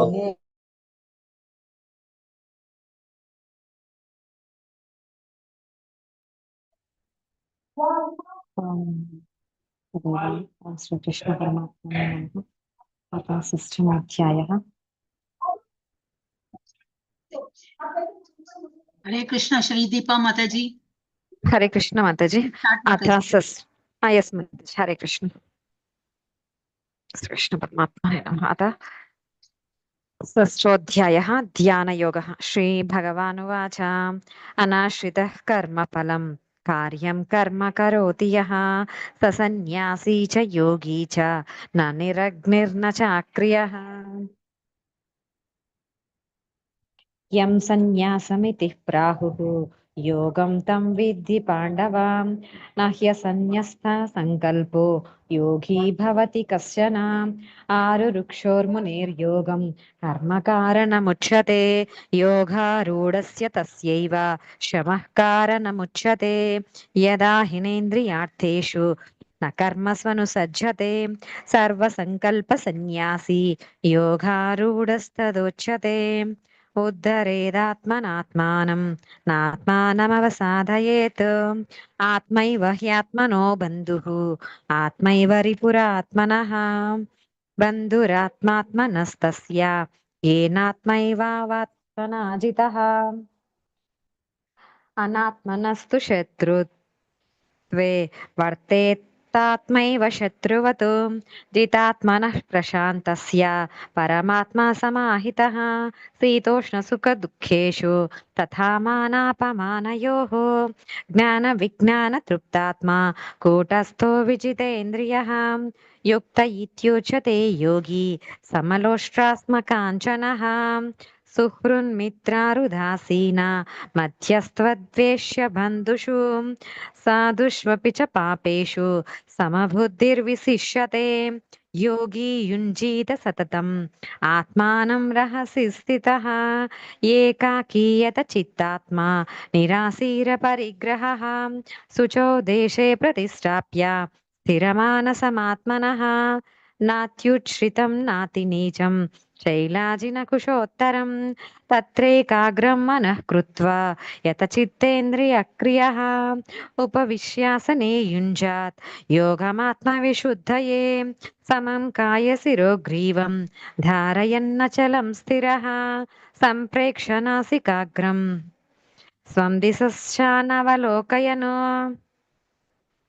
प्रशान्तात्मा विगतभिः ब्रह्मचारी व्रते स्थितः मनः संयम्य मच्चित्तो युक्तासीत मत्परः युञ्जन्नेवं सदात्मानं योगी नियतमानसः शान्तिं निर्वाणपरमां मत्संस्थामधिगच्छति नात्यस्नतस्तु योगोऽस्ति न चैकान्तमनश्नतः न चातिस्वप्नशीलस्य जाग्रतो नैव चार्जुन युक्ताहारविहारस्य युक्तचेष्टस्य कर्मसु युक्तस्वप्नावबोधस्य योगो भवति दुःखः यदा विनियतं चित्तम् आत्मन्येवावतिष्ठते निःस्पृहः सर्वकामेभ्यो युक्त इत्युच्यते तदा यथा दीपो निवातस्थो नेङ्गते सोपमा स्मृता योगिनो यत चित्तस्य युञ्जतो योगमात्मनः यत्रो परमते चित्तं निरुद्धं योगसेवया यत्र चैवात्मनात्मानं पश्यन्तात्मनि तुष्यति सुखमात्यन्तिकं यत्तद् बुद्धिग्राह्यमतीन्द्रियं वेत्ति यत्र न चैवायं स्थितश्चलति तत्त्वतः यं लब्ध्वा चापरं लाभं मन्यतेनाधिकं ततः यस्मिन् स्थितो न दुःखेन गुरुणापि विचाल्यते तं विद्या दुःखसंयोग वियोगं योगसङ्गितं स निश्चयेन योक्तव्यो योगो निर्विण्णचेतसा सङ्कल्पप्रभवान् कामान् त्यक्त्वा सर्वान् शेषसतः मनसैवेन्द्रियग्रामं विनियम्य समन्ततः शनैः शनैरुपरमेद् बुद्ध्या धृतिगृहीतया आत्मसंस्थं मनः कृत्वा न किञ्चिदपि चिन्तयेत् यतो यतो निश्चरति मनश्चञ्चलमस्थिरं ततस्ततो नियमैतत् आत्मन्येव वशं नयेत् प्रशान्तमनसं ह्येनं योगिनं सुखमुत्तमम् उपैति शान्तरजसं ब्रह्मभूतमकल्मषं युञ्जन्नेवं सदात्मानं योगी विगतकल्मषः सुखेन ब्रह्मसंस्पर्शः अत्यन्तं सुखमश्नुते सर्वभूतस्थमात्मानं सर्वभूतानि चात्मनि ईक्षते योगयुक्तात्मा सर्वत्र समदर्शनः यो मां पश्यति सर्वत्र सर्वं च मयि पश्यति तस्याहं न प्रणश्यामि स च मे न प्रणश्यति सर्वभूतस्थितं यो मां भजत्वेकत्वमास्थितः सर्वथामर्तमानोऽपि स योगी मयि वर्तते आत्मौपम्येन सर्वत्र समं पश्यति अर्जुन सुखं वा यदि वा दुःखं स योगी परमो मतः अर्जुन उवाच योऽयं योगस्त्वया प्रोक्तः साम्येन मधुसूदन एतस्याहं न पश्यामि चञ्चलत्वात् स्थितिं स्थिरां चञ्चलं हि मनः कृष्ण प्रमाथि बलवदृढं तस्याहं निग्रहं मन्ये वायोरिव सुदुष्करम् श्रीभगवानुवाच असंशयं महाबाहो मनो दुर्निग्रहं चलम् अभ्यासेन तु कौन्तेय वैराग्येन च गृह्यते असंयतात्मना योगो दुष्प्राप इति मे मतिः वश्यात्मना तु यतता शक्यो व्याप्तुमुपायतः अर्जुन उवाच अयति श्रद्धयोपेत युक्तो योगाचलितमानसः अप्राप्य योगसंसिद्धिं कां गतिं कृष्ण गच्छति कच्छिन्नो भयविभ्रश्च छिन्नाभ्रमिव नश्यति अप्रतिष्ठो महाबाहो विमूढो ब्रह्मणः पति एतन्मे संशयं कृष्ण चेत्तुमर्हस्य शेषतः त्वदन्यः संशयस्यास्य चेत्ता न ह्युपपद्यते श्रीभगवानुवाच पार्थ नैवेह नामुत्र विनाशस्तस्य विद्यते न हि कल्याणकृतः कश्चित् दुर्गतिं तात गच्छति प्राप्य पुण्यकृतां लोकान् उषित्वा शाश्वती समाः शुचीनां श्रीमतां गेहे योगभ्रष्टोऽभिजायते अथवा योगिनामेन कुले भवति धीमताम् एतद्धि दुर्लभतरं लोके जन्म यदीदृशं तत्र तं बुद्धिसंयोगं लभते पौर्वदेहिकं यतते च ततो भूयः संसिद्धो कुरु नन्दन पूर्वाभ्यासेन तेनैव ह्रियते ह्यवशोऽपि सः जिज्ञासुरपि योगस्य शब्दब्रह्माति वर्तते प्रयत्नाद्यतमानस्तु योगी संशुद्धकिल्बिषः अनेकजन्म संसिद्धः ततो याति परां गतिं तपस्विभ्योऽधिको योगी ज्ञानिभ्योऽपि मतोऽधिकः कर्मिभ्यश्चाधिको योगी तस्माद्योगी भवार्जुन योगिनामपि सर्वेषां मद्गतेनान्तरात्मना श्रद्धावान् भजते यो मां समे युक्ततमो मतः ॐ तत्सत् इति श्रीमद्भगवद्गीतासु उपनिषत्सु ब्रह्मविद्यायां योगशास्त्रे श्रीकृष्णार्जुनसंवादे आत्मसंयमयोगो नाम षष्ठोऽध्यायः हरे कृष्ण कृष्ण कृष्ण हरे हरे राम हरे राम राम राम हरे हरे हरे कृष्णा हरे कृष्ण कृष्ण कृष्ण हरे हरे हरे राम हरे राम राम राम हरे राम राम हरे राम राम हरे हरे हरे हरे कृष्ण राम हरे राम राम राम हरे हरे राम राम हरे कृष्ण हरे हरे कृष्ण कृष्ण हरे कृष्ण कृष्ण कृष्ण हरे राम हरे हरे राम हरे Ram Ram Ram Hare Hare Ram Ram Ram Hare Hare Krishna Krishna Krishna Hare Hare Hare Ram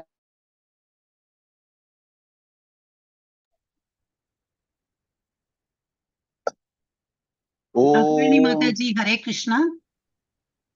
Nagaveni Mataji, you have to start the screen sharing.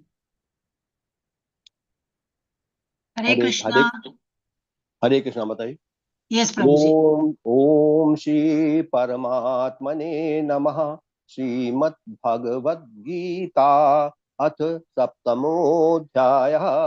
Shri भगवानुवाच मय्यासक्तमनः Partha योगं युञ्जनमदाश्रयः असंशयं समग्रं मायि यथा ज्ञास्यति तच्छृणु।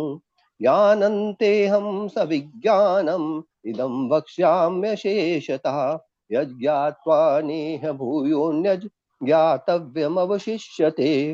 मनुष्याणां सहस्रेषु कश्चिद् यतति सिद्धये यततामपि सिद्धानां कश्चिन् मां वेत्ति तत्त्वतः। भूमिरापो नलो वायुः खं मनो बुद्धिरेव च अहङ्कार इति यं मे भिन्ना प्रकृतिरष्टधा। अपरेयमितस्त्वन्यां प्रकृतिं विद्धि मे परां जीवभूतां महाबाहो ययेदन्धार्यते जगत्। एतद्योनीनि भूतानि सर्वाणि त उपधारय अहं कृष्णस्य जगतः प्रभुवः प्रलयस्तथा मत्तः परन्तरं नान्यत् किञ्चिदस्ति धनञ्जय मयि सर्वमिदं भूतं सूत्रे मणिगणा इव रसोऽहमप्सि कौन्तेय प्रभास्मि शशिसूर्ययोः प्रणवः सर्ववेदेषु शब्दः के पौरुषन्यषु पूर्णो गन्धः पृथिव्यां च तेजश्चास्मि विभावसौ जीवनं सर्वभूतेषु तपश्चास्मि तपस्विषु बीजं मां सर्वभूतानां विद्धि पार्थ सनातनं बुद्धिर्बुद्धिमतामस्मि तेजस्तेजस्विनामहम् बलं बलवतां चाहं कामरागविवर्जितं धर्मा विरुद्धो भूतेषु कामोऽस्मि भरतर्षभ ये चैव सात्विका भावा राजसास्तामसाश्च ये मत्त एवेति तान् विद्धि न त्वन्तेषु ते मयि त्रिभिर्गुणमयैर्भावैर्भिः सर्वमिदं जगत् मोहितन्नाभिजानाति मामेभ्यः परमव्ययम् दैवी हेषा गुणमयी मम माया दुरत्यया मामेव ये प्रपद्यन्ते मायामेतान्ततरन्ति ते न मां दुष्कृतिनो मूढा प्रपद्यन्ते नराधमाः मायया परहत ज्ञान आसुरं भावमाश्रिताः चतुर्विधा भजन्ते मां जना सुकृतिनोऽर्जुन आर्तो जिज्ञासुरर्थार्थी ज्ञानी च भरतर्षभ तेषां ज्ञानी नित्ययुक्त एक भक्तिर्विशिष्यते यो हि ज्ञानिनोत्यर्थम् अहं सचमप्रियः उदारा सर्व एवैते ज्ञानी त्वात्मैव मे मतम् आस्थितस्य हि युक्तात्मा मानुत्तमां गतिं बहुनां जन्मनामन्ते ज्ञानवान् मां प्रपद्यते वासुदेवः सर्वमिति स महात्मा सुदुर्लभः कामैस्तैस्तैर्हितज्ञानाः प्रपद्यन्तेऽन्यदेवताः तान् तन्तन्यमास्थाय प्रकृत्या नियता स्वया यो यां तनुं भक्तः श्रद्धयार्चितुमिच्छति तस्य तस्याचलां श्रद्धां तामेव विदधाम्यहम् सतया श्रद्धया युक्तस्तस्याराधनमीहते लभते च ततः कामान् मयैव विहितानि तान् अन्तवत्तु फलं तेषां तद्भवत्यल्पमेधसां देवान् देवयुजो यान्ति मद्भक्ता यान्ति मामपि अव्यक्तं व्यक्तिमापन्नं मन्यते माम बुद्धयः परं भावमजानन्तो ममाव्ययमनुत्तमम् यजा परं भावमजानन्तो ममाव्ययमनुत्तमम् नाहं प्रकाशः सर्वस्य योगमाया समावृतः मूढो यन्नाभिजानाति लोको मामजमव्ययम् वेदाहं समतीतानि वर्तमानि चार्जुन भविष्याणि च भूतानि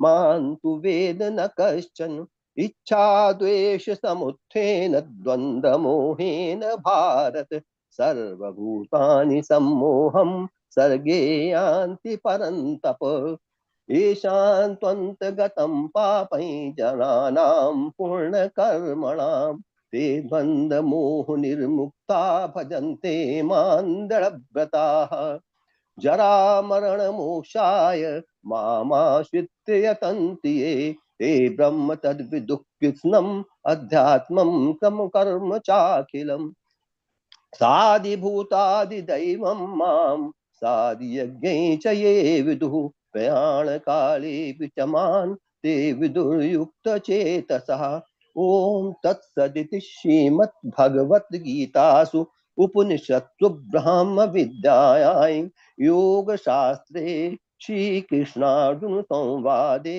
ज्ञानविज्ञानयोगो नाम सप्तमोऽध्यायः ओम श्री कृष्णार्पणमस्तु हरे कृष्णा कृष्ण कृष्ण हरे हरे हरे राम राम राम हरे हरे हरे कृष्णा कृष्ण कृष्ण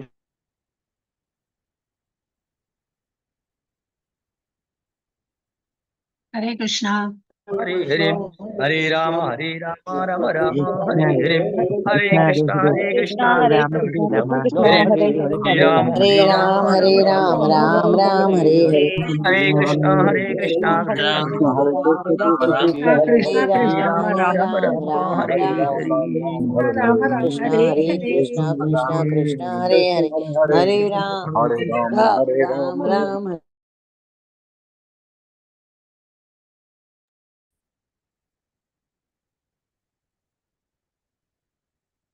हरे कृष्णा हरप्रिय माता जी। हरे कृष्ण माता जी, सादर प्रणाम। मैं स्टार्ट माता जी। प्लीज स्टार्ट माता जी। हरे कृष्ण। ओम श्री कृष्ण परमात्मने नमः।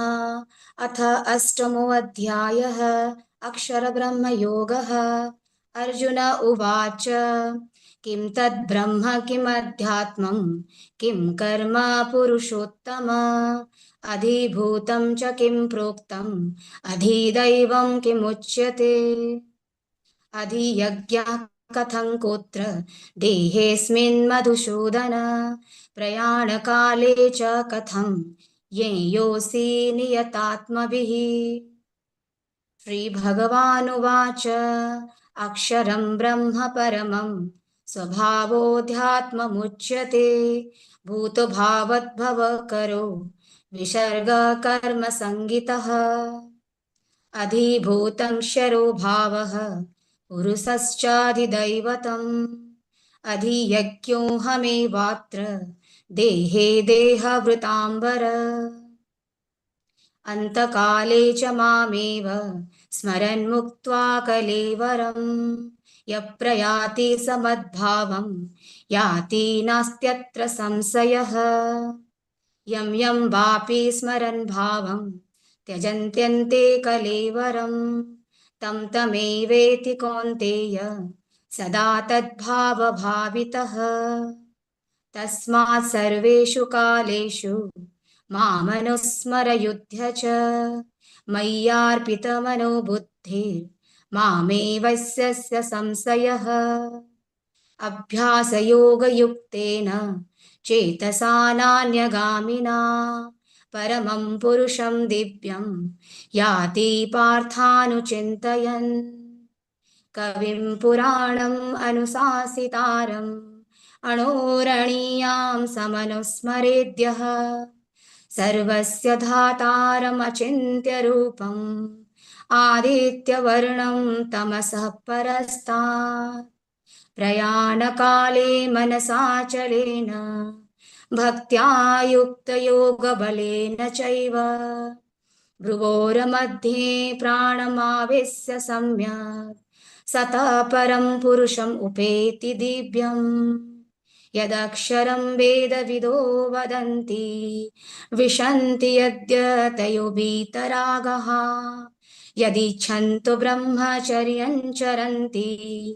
तत्ते पदं संग्रहेण प्रवक्ष्ये सर्वद्वाराणि संयम्य मनोहृदि निरुध्य च मूर्ध्न्याध्यायत्मनः प्राणम् आस्थितो योगधारणाम् ओमित्येकाक्षर ब्रह्म व्याहरन् मामनुस्मरन् यः प्रयाति त्यजन् देहं स याति परमां गतिम् अनन्यचेतः सततं यो मां स्मरति नित्यसः तस्याहं सुलभः पार्थ नित्ययुक्तस्य योगिनः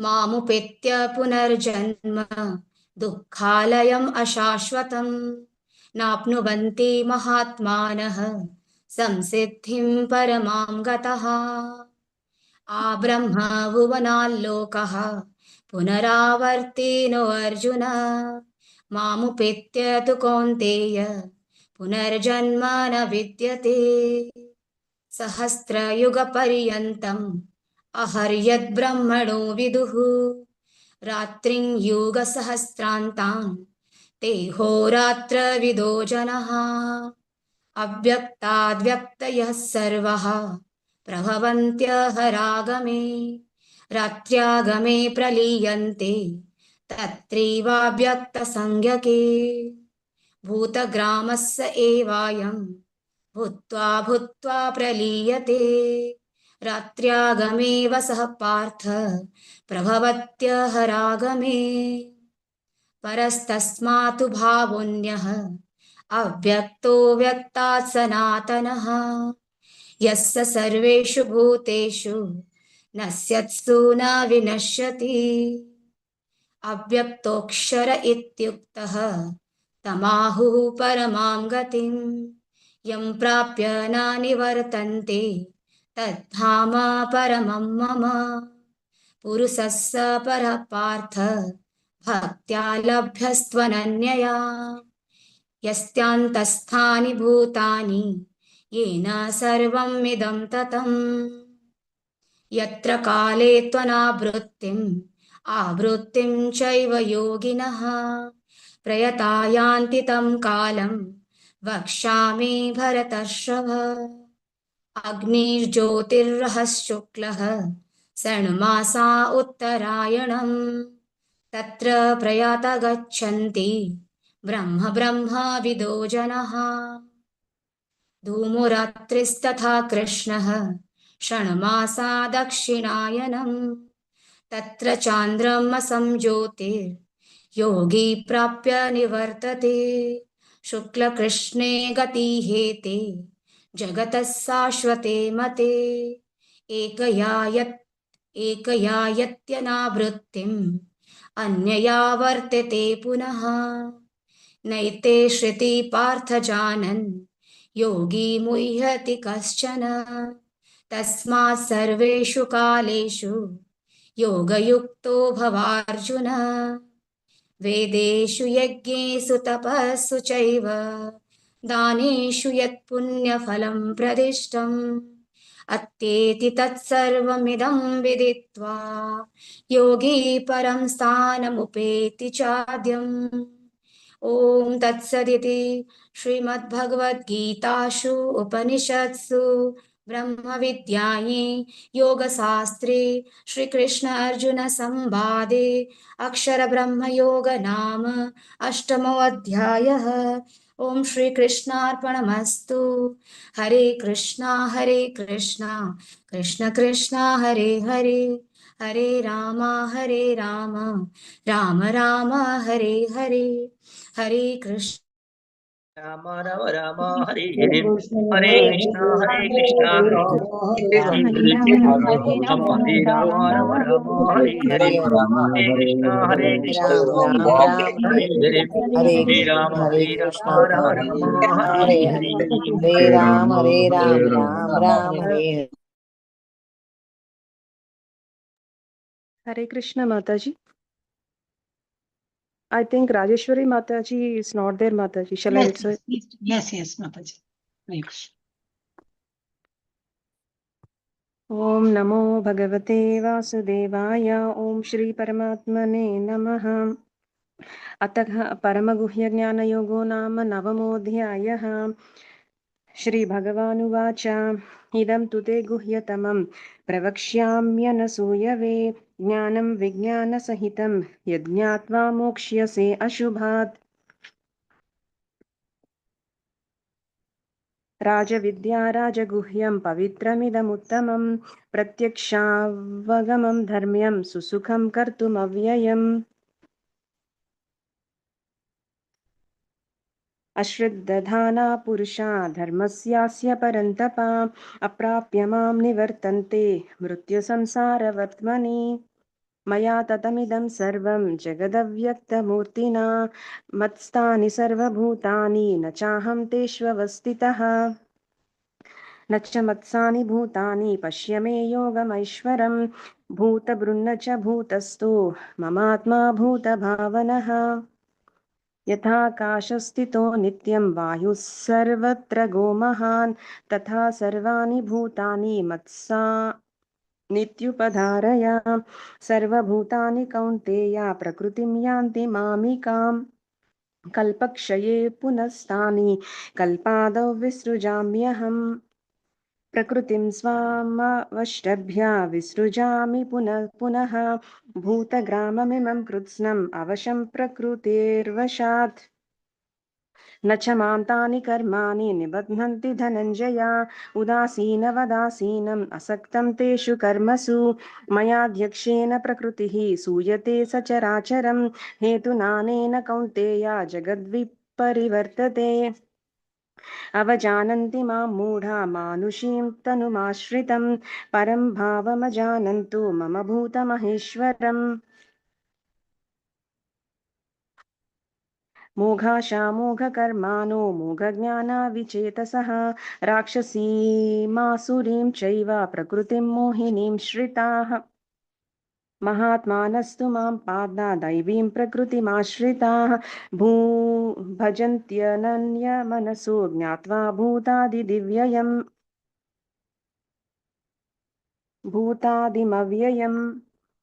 सततं कीर्तयन्तो मां यतन्तश्च दृढव्रताः नमस्यन्तश्च मां भक्त्या नित्ययुक्ता उपासते ज्ञानयज्ञेन चाप्यन्ये यजन्तो मामुपासते एकत्वेन पृथक्त्वेन बहुधा विश्वतोमुखम् अहं क्रतुरहं यज्ञः स्वधाहमहमौषधं मन्त्रोऽहमः वेवाङ्म्यम् अहमग्निरहं हुतं पिताहमस्य जगतो माता धाता पितामहः वेद्यं पवित्रमोङ्कारा ऋक्सेमयजुरेव च कतिर्भर्ता प्रभुः साक्षी निवास शरणं सुहृत् प्रभव प्रलयस्थानं निधानं बीजमव्ययम् तपाम्यहमहं वर्षं निगृह्णामृत्स्युजामि च अमृतं चैव मृत्युश्च सदसच्चाहमर्जुन त्रैविद्यमां सोमपापूतपापा यज्ञैरिष्ट्वा स्वर्गतिं प्रार्थयन्ते ते पुण्यमासाद्य सुरेन्द्रलोकान् अश्नन्ति दिव्यान् दिवि देवभोगान्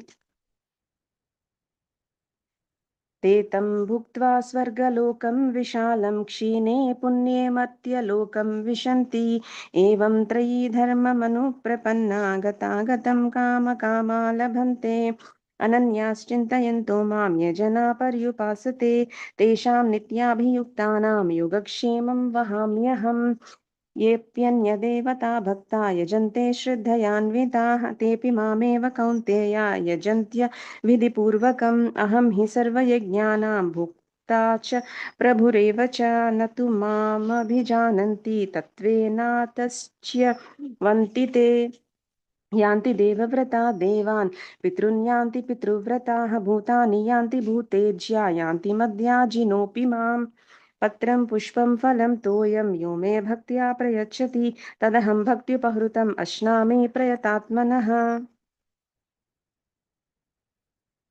यत्करोषि यदश्नासि यज्जुहोषि ददासि यत्तपस्यसि कौन्तेय तत्कुरुष्व मदर्पणम् शुभाशुभफलैरेवं मोक्ष्यसे कर्मबन्धनैः सन्न्यासयोगयुक्तात्मा विमुक्तो मामुपैष्यसि समोऽहं सर्वभूतेषु न मे द्वेष्योऽस्ति न प्रियः ये भजन्ति तु मां भक्त्या मयि ते तेषु चाप्यहम् अपि चेत् सुराचारो भजते मामनन्यभाक् साधुरेव समन्तव्यः सम्यग् व्यवसितो हि सः क्षिप्रं भवति धर्मात्मा शश्वच्छान्तिं निगच्छति कौन्तेय प्रतिजानीहि न मे भक्त प्रणश्यति मां हि पादव्यपाश्रित्य येऽपि स्युः पापयोनयः स्त्रियो वैश्यस्तदा शूद्राः तेऽपि यान्ति परां गतिम् किं पुनर्ब्राह्मणः पुण्या भक्ता राजश्रयस्तथा अनित्यमसुखं लोकम् इमं प्राप्य भजस्व मां मन्मना भव मद्भक्तो मद्याजी मां नमस्कुरु मामे वैश्यसि युक्तैवम् आत्मानं मत्परायणः ॐ तत्सदिति श्रीमद्भगवद्गीतासु उपनिषत्सु ब्रह्मविद्यायां योगशास्त्रे श्रीकृष्णार्जुनसंवादे परमगुह्यज्ञानयोगो नाम नवमोऽध्यायः सर्वं श्रीकृष्णार्पणमस्तु हरे कृष्णा कृष्णा कृष्णा हरे हरे हरे राम राम राम हरे हरे हरे कृष्ण हरे हरे हरे राम राम राम हरे हरे हरे कृष्ण हरे हरे हरे राम राम हरे हरे हरे कृष्ण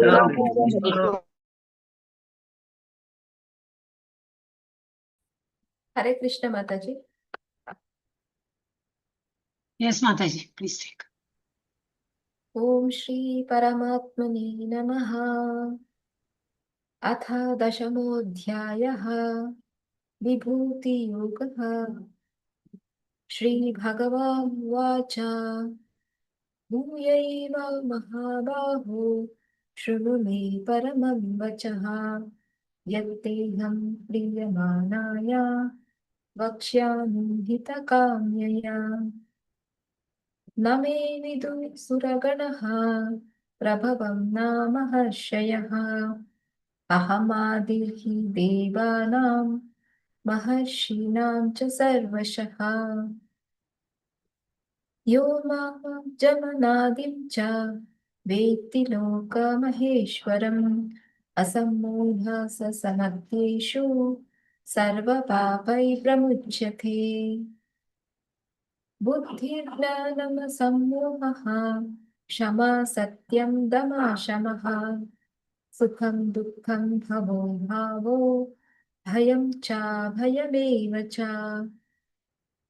अहिंसा समता तुष्टिः तपोदानं यशो यशः भवन्ति भावभूतानां मत्था एव पृथग्विदः। महर्षया सप्त पूर्वे चत्वारो मनवस्तथा मद्भावा मानसा जातः येषां लोका इमा प्रजः। एतां विभूतिं योगं च मम यो वेति तत्त्वतः सोऽविकल्पेन योगेन युज्यते नात्र संशयः। अहं सर्वस्य प्रभवो मत्ता सर्वं प्रवर्तते इति मत्वा भजन्ते मां बुधा भावसमन्वितः। मच्चित्ता मद्गता प्राणः बोधयन्ता परस्परं कथयन्तश्च मां नित्यं तुष्यन्ति च रमन्ति च। तेषां सततयुक्तानां भजतां प्रीतिपूर्वकं ददामि बुद्धियोगं तं येन मामुपयान्ति ते। तेषामेवानुकम्पार्थम् अहमज्ञानजं तमः नाशयाम्यात्मभावस्थो ज्ञानदीपेन भास्वता। अर्जुन उवाच परं ब्रह्म परं धाम पवित्रं परमं भवान् पुरुषं शाश्वतं दिव्यम् आदिदेवमजं विभुम्। आहुस्त्वां ऋषया सर्वे देवर्षिर्नारदस्तथा असितो देवलो ब्रवीषि मे सर्वमेतद्रुतुं मन्ये यन्मां वदसि केशव न हि ते भगवन् व्यक्तिं विदुर्देवा न दानवः। स्वयमेवात्मनात्मानं वेत्तत्वं पुरुषोत्तम भूतभावनभूतेश देवदेव जगत्पते। Hare Krishna Mataji, kindly unmute and हरे कृष्ण माताजी। yeah, please unmute. वक्तुमर्हस्य शेषेण दिव्य ह्यात्मा विभूतयः याभिर्विभूतिभिर्लोकान् इमां त्वां व्याप्य तिष्ठसि। कथं विद्यामहं योगिन् त्वां सदा परिचिन्तयन् केषु केषु च भावेषु चिन्त्योऽसि भगवन्मया। विस्तरेणात्मनो योगं विभूतिं च जनार्दन भूया कथया तृप्तिर्हि शृण्वतो नास्ति मे मृतम्। श्रीभगवानुवाच अन्तते कथयिष्यामि दिव्य ह्यात्मा विभूतयः प्राधान्यतः कुरु श्रेष्ठा नास्त्यन्तो विस्तरस्य मे। अहमात्मा गुडाकेश सर्वभूताशयस्थितः अहमादिश्च मध्यं च भूतानामन्त एव च। आदित्यनामहं विष्णुः ज्योतिषां रविरंशुमान् मरीचिर्मरुतामस्मि नक्षत्राणामहं शशी। वेदानां सामवेदोऽस्मि देवानामस्मि वासवः इन्द्रियाणां मनश्चास्मि भूतानामस्मि चेतना। रुद्राणां शङ्करश्चास्मि वित्तेषु यक्षरक्षसां वसूनां पावकश्चास्मि मेरुशिखरिणामहम्। पुरोधासां च मुख्यं मां विद्धि पार्था बृहस्पतिं सेनानीनामहं स्कन्दः सरसामस्मि सागरः। महर्षीणां भृगुरहं गिरामस्मैकमक्षरं यज्ञानां जपयज्ञोऽस्मि स्थावराणां हिमालयः। अश्वत्थः सर्ववृक्षाणां देवर्षीणां च नारदः गन्धर्वाणां चित्ररथः सिद्धानां कपिलो मुनिः। उच्चैश्रवसं श्वानं विद्धि मामामृतोद्भवम् ऐरावतं गजेन्द्राणां नाराणां च नराधिपम्। आयुधानामहं वज्रं धेनूनामस्मि कामधुक् प्रजनश्चास्मि कन्दर्पः सर्पाणामस्मि वासुकी।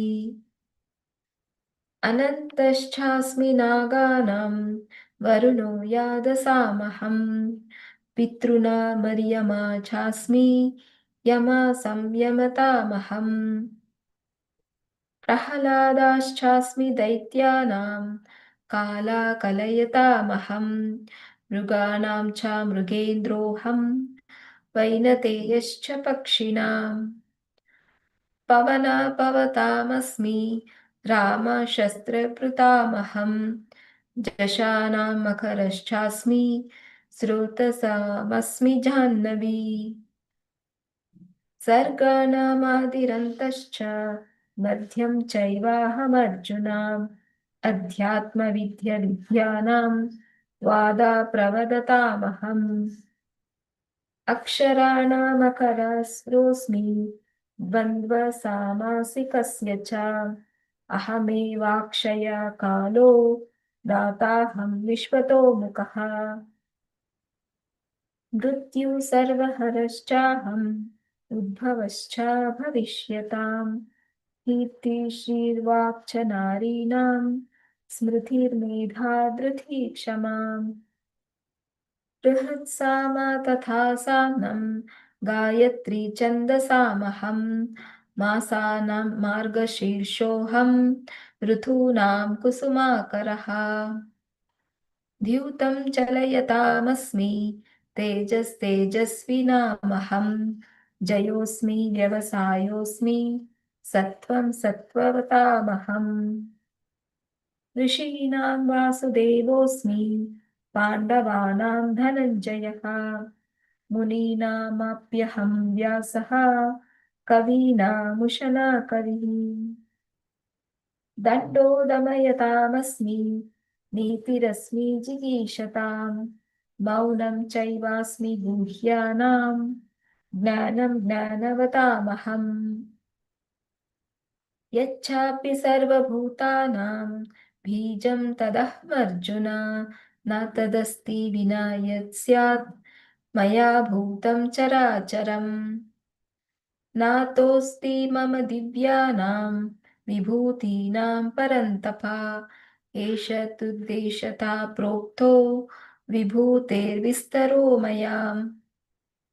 यद्यद्विभूतिमत्सत्त्वं श्रीमदूर्जितमेव वा तत्तदेवावगच्छत्वं मम तेजोंशसम्भवम् अथवा बहुनैतेन किं ज्ञातेन तवार्जुन विष्टव्याहमिदं कृत्स्नम् एकांशेन स्थितो जगत् ॐ तत्सदिति श्रीमद्भगवद्गीतासु उपनिषत्सु ब्रह्मविद्यायां योगशास्त्रे श्रीकृष्णार्जुनसंवादे विभूतियोगो नाम दशमोऽध्यायः।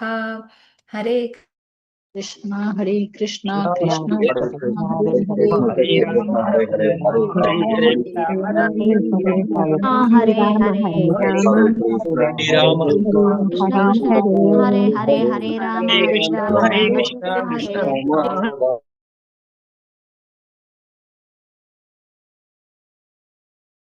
हरे कृष्ण माताजी।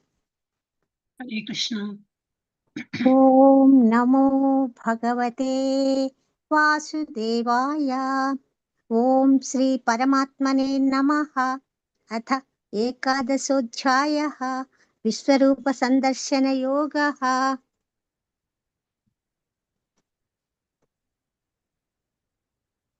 अर्जुन उवाच मदनुग्रहाय परमं गुह्यमध्यात्मसंहितं यत्त्वयोक्तं वचस्तेन मोहोऽयं विगतो मम।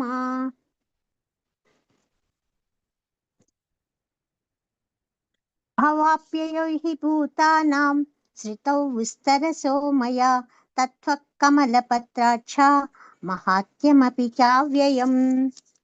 एवमेतत् यथा तत्त्वम् आत्मानं परमेश्वर द्रष्टुमिच्छामि ते रूपम् ऐश्वरं पुरुषोत्तमा। मन्यसे यदि तच्छक्यं मया द्रष्टुमिति प्रभो योगेश्वर ततो मे त्वं दर्शयात्मानमव्ययम्। श्रीभगवानुवाच पश्य मे पार्थरूपाणि शतशोऽथसहस्रशः नानाविधानि दिव्यानि नानावर्णाकृतीनि च। पश्यादित्यान् वसून् रुद्रान् अश्विनौ मरुतस्तथा बहून्यदृष्टपूर्वाणि पश्याश्चर्याणि भारत। इहैकस्थं जगत्कृत्स्नं पश्चाद्य सचराचरं मम देहे गुडाकेश यच्छान्यद्रष्टुमिच्छसि न तु मां शक्यसे द्रष्टुम् अनेनैव स्वचक्षुषा दिव्यं ददामि ते चक्षुः पश्य मे योगमैश्वरम्। सञ्जय उवाच एवमुक्त्वा ततो राजन् महायोगेश्वरो हरिः दर्शयामास पार्थाय परमं रूपमैश्वरम्।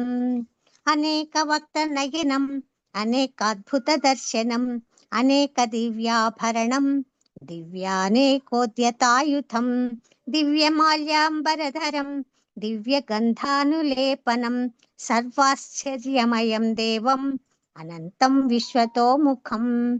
दिवि सूर्यसहस्रस्य भावेज्जुगपदुत्थिता यदि भासदृशी सा सद्भासस्तस्य महात्मनः। तत्रैकस्थं जगत्कृत्स्नं प्रविभक्तमनेकथा अपश्यद्देवदेवस्य शरीरे पाण्डवस्तदा। ततः स विस्मयाविष्टो हृष्टरोमा धनञ्जयः प्रणम्य शिरसा देवं कृताञ्जलिरभाषत। अर्जुन उवाच पश्यामि देवां तव देवदेहे सर्वांस्तथा भूतविशेषसङ्गान् ब्रह्माणमीशं कमलासनस्थं ऋषींश्च सर्वानुरगांश्च दिव्यान् अनेकबाहूदरवक्त्रनेत्रं पश्यामि त्वां सर्वतोऽनन्तरूपं नान्तं न मध्यं न पुनस्तवादिं पश्यामि विश्वेश्वर विश्वरूपा। किरीटिनं गदिनं चक्रिणं च तेजो राशिं सर्वतो दीप्तिमन्तं पश्यामि त्वां दुर्निरीक्षं समन्तात् दीप्तानलार्कद्युतिमप्रमेयम्। त्वमक्षरं परमं वेदितव्यं त्वमस्य विश्वस्य परं निधानं त्वमव्ययः शाश्वतधर्मगोप्ता सनातनस्त्वं पुरुषो मतो मे अनादिमच्छान्तमनन्तवीर्यम् अनन्तबाहुं शशिसूर्यनेत्रं पश्यामि त्वां दीप्तहुताशवक्त्रं स्वतेजसा विश्वमिदं तपन्तम् ध्यावा पृथिव्योरिदिमन्तरं हि व्याप्तं त्वयैकेन दिशश्च सर्वाः दृष्ट्वाद्भुतं रूपमुग्रं तवेदं लोकत्रयं प्रव्यथितं महात्मन् अमीहि त्वां सुरसङ्गा विशन्ति केचित् भीताः प्राञ्जलो गृह्णन्ति स्वस्ति तुक्त्वा महर्निषिद्धसङ्गाः स्तुवन्ति त्वां स्तुतिभिः पुष्कलाभिः रुद्रादित्या वसवो ये च साध्या विश्वेश्विनौ मरुतश्चोष्मपाश्च गन्धर्वयक्षासुरसिद्धसङ्गा वीक्षन्ते त्वां विस्मिताश्चैव सर्वे रूपं महत्ते बहुवक्त्रनेत्रं महाबाहो बहुबाहुरुपादं बहूदरं बहुदंष्ट्राकरालं दृष्ट्वा लोकाः प्रव्यथितास्तदाहं नभस्मृशं दीप्तमनेकवर्णं वृत्ताननं दीप्तविशालनेत्रं दृष्ट्वा हि त्वां प्रव्यथितान्तरात्मा धृतिं न विन्दामि शमं च विष्णो दंष्ट्राकरालानि च ते मुखानि दृष्टैव कालानलसन्निभानि दिशो न जाने न लभे च शर्मा प्रसीद देवेश जगन्निवास अमी च त्वां धृतराष्ट्रस्य पुत्राः सर्वे सहैवावनिपालसङ्गैः भीष्मो द्रोणस्सूतपुत्रस्तथासौ सहस्मदीयैरपि योधमुख्यैः वक्त्राणि ते त्वरमाणा विशन्ति दंष्ट्राकरालानि भयानकानि केचिद्विलग्ना दशनान्तरेषु सन्दृश्यन्ते चूर्णितैरुत्तमाङ्गैः यथा नदीनां बहवोऽम्बुवेगाः समुद्रमेवाभिमुखा द्रवन्ति तथा तवामि नरलोकवीरा विशन्ति वक्त्यान्यभिविज्वलन्ति यथा प्रदीप्तं ज्वलनं पतङ्गा विशन्ति नाशाय समृद्धवेगाः तथैव नाशाय विशन्ति लोकाः तवापि वक्त्राणि समृद्धवेगाः लेलिह्यशेखरसमानः समन्तात् लोकान् समग्रान् वदनैर्ज्वलद्भिः तेजोभिरापूर्वजगः समग्रं भासस्तवोग्राः प्रतपन्ति विष्णो आख्याहि मे को भवानुग्ररूपो नमोऽस्तु ते देववर प्रसीद विज्ञातुमिच्छामि भवन्तमाद्यं न हि प्रजानामि तव प्रवृत्तिम् श्रीभगवानुवाच कालोऽस्मि लोकक्षयकृत् प्रवृद्धो लोकान् समाहर्तुमिह प्रवृत्तः ऋते अपि त्वां न भविष्यन्ति सर्वे ये अवस्थिता प्रत्यनीकेषु योधाः तस्मात् त्वमुत्तिष्ठ यशो लभस्व जित्वा शत्रून् भुङ्क्ष राज्यं समृद्धं मयैवेते निहताः पूर्वमेव निमित्तमात्रं भव सव्यसाचिन् द्रोणं च भीष्मं च जयद्रथं च कर्णं तथा ज्ञानपि योधवीरान् मया हतं स्त्वं जहिमाव्यदिष्टा युध्यस्वजेतासि रणे सपत्नान् सञ्जय उवाच एतत् श्रुत्वा वचनं केशवस्य कृताञ्जलिर्वेपमानः किरीटी नमस्कृत्वा भूय एवाह कृष्णं सगद्गदं भीतभीतप्रणम्य अर्जुन उवाच स्थाने हृषीकेश तव प्रकीर्त्या जगत्प्रहृष्यत् सज्जते च रक्षांसि भीतानि दिशो द्रवन्ति सर्वे नमस्यन्ति च सिद्धसङ्गाः कस्माच्चतेन नमेन रन्महात्मन् गरीयसे ब्रह्मणोऽप्यादिकर्त्रे अनन्तदेवेश जगन्निवास त्वमक्षरं सदसत्तत्परं यत् त्वमादिदेवः पुरुषः पुराणा त्वमस्य विश्वस्य परं निधानं वेत्तासि वेद्यं च परं च धाम त्वया ततं विश्वमनन्तरूपा वायुर्त्वमोऽग्निर्वरुणस्य शाङ्कः प्रजापतिस्त्वं प्रपितामहश्च नमो नमस्तेऽस्तु सहस्रकृत्वः पुनश्च भूयोऽपि नमो नमस्ते नमः पुरस्तात् तथ पृष्ठतस्ते नमोऽस्तु ते सर्वत एव सर्व अनन्तवीर्यामितविक्रमस्त्वं सर्वं समाप्नोषि ततोऽसि सर्वः सखेति मत्वा प्रसवं यदुक्तं हे कृष्ण हे यादव हे सखेति अजानता महिमानं तवेदं मया प्रमादात् प्रणमेन वापि यच्चापहासार्थमसत्कृतोऽसि विहारशय्यासनभोजनेषु एकोऽथवाप्यच्युत तत्समक्षं तच्छामये त्वामहमप्रमेयम् पितासि लोकस्य चराचरस्य त्वमस्य पूज्यश्च गुरुर्गरीयान् न त्वत्समोऽस्तभ्यधिकः कुतोऽन्यो लोकत्रयेऽप्यप्रतिमप्रभावा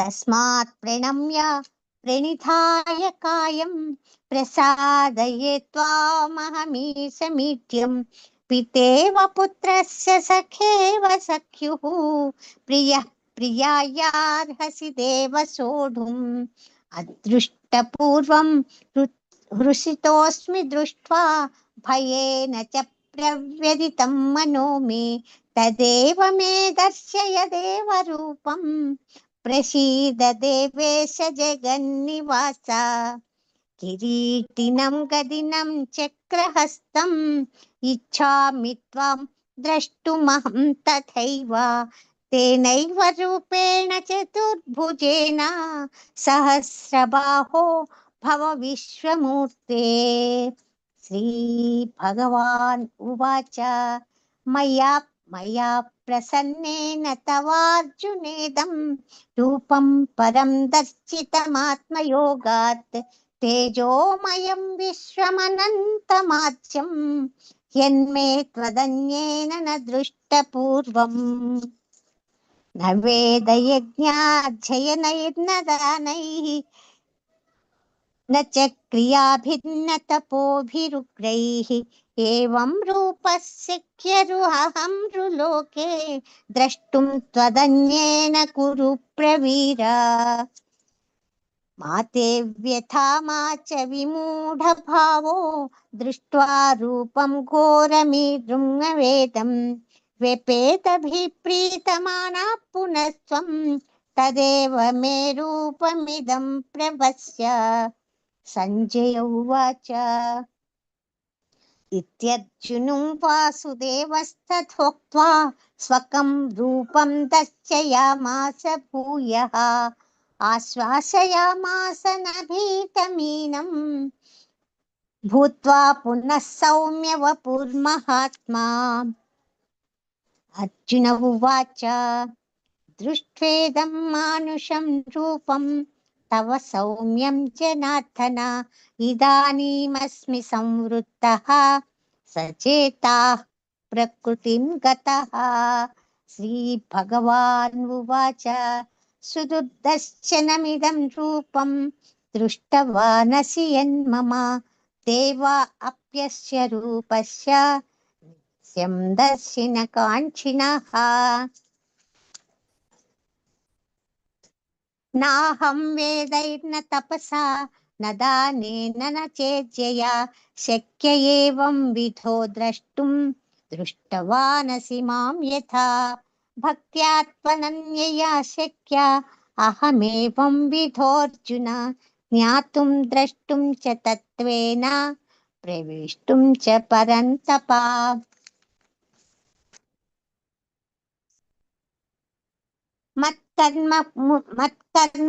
मत्परमो मद्भक्तः सङ्गवर्जितः निर्वैरः सर्वभूतेषु यः स मामेति पाण्डव।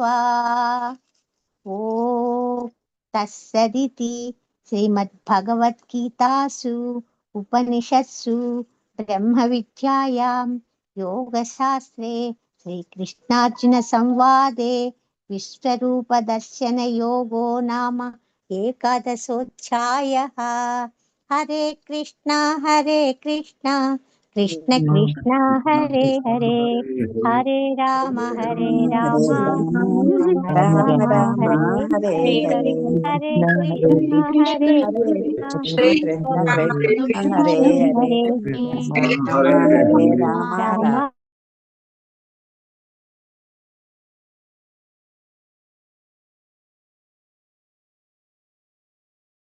हरे हरे हरे राम राम राम हरे हरे। हरे कृष्णा 12th chapter हर्षा प्रजापति। हरे कृष्ण माताजी दंडवत प्रणाम। यस माताजी। ओम नमो भगवते वासुदेवाय। ओम श्री परमात्मने नमः। अथ द्वादशोऽध्याय। अर्जुन उवाच एवं सततयुक्ता ये भक्तास्त्वां पर्युपासते ये चाप्यक्षरमव्यक्तं तेषां के योगवित्तमा। श्रीभगवानुवाच मय्यावेश्य मनो ये मां नित्ययुक्ता उपासते श्रद्धया पर्योपेतास्ते मे युक्ता तमामताम्। ये त्वक्समनिर्देश्यमव्यक्तं पर्युपासते सर्वत्र गमचिन्त्यं च कुटस्थमचलं ध्रुवं सन्नियमेन्द्रियग्रामं सर्वत्र समुबद्धयः ते प्राप्नुवन्ति मामेव सर्वभूतहिते रताः। क्लेशोऽधिकतरस्तेषाम् अव्यक्तासक्तचेतसाम् अव्यक्ता हि गतिर्दुःखं देहवद्भिरवाप्यते। ये तु सर्वाणि कर्माणि मयि सन्न्यस्य मत्परा अनन्यनेव योगेन मां ध्यायन्त उपासते तेषामहं समुद्धर्ता मृत्युसंसारसागरात् भवामि न चिरात् पार्थ मय्यावेशितचेतसाम्। मय्येव मन आदस्त्व मयि बुद्धिं निवेशय निवसिष्यसि मय्येव अत ऊर्ध्वं न संशयः। अत चित्तं समाधातुं न शक्नोषि मयि स्थिरम् अभ्यासयोगेन ततो मामिच्छातुं धनञ्जय। अभ्यासेऽप्यसमर्थोऽसि मत्कर्म परमो भव मदर्थमपि कर्माणि कुर्वन् सिद्धिमवाप्स्यसि। अथेतदप्यशक्तोऽसि कर्तुमदयोगमाश्रितः सर्वकर्मफलत्यागं ततः कुरु यतात्मवान्। श्रेयो हि ज्ञानाभ्यासज्ञानाध्यानं विशिष्यते ध्यानात् त्यागच्छा निरन्तरम्। अदृष्टा सर्वभूतानां मैत्र करुण एव च निर्ममो निरहङ्कारः समादुःखः सुखक्षमी सन्तुष्ट सततं योगी यतात्मा दृढनिश्चयः मय्यर्पितर्मनो बुद्धि यो मद्भक्तः स मे प्रियः। यस्मानो दृजते लोको लोकानो दृजते च यः हर्षामर्षभयोर्दीर्घे मुक्तो यः स च मे प्रियः।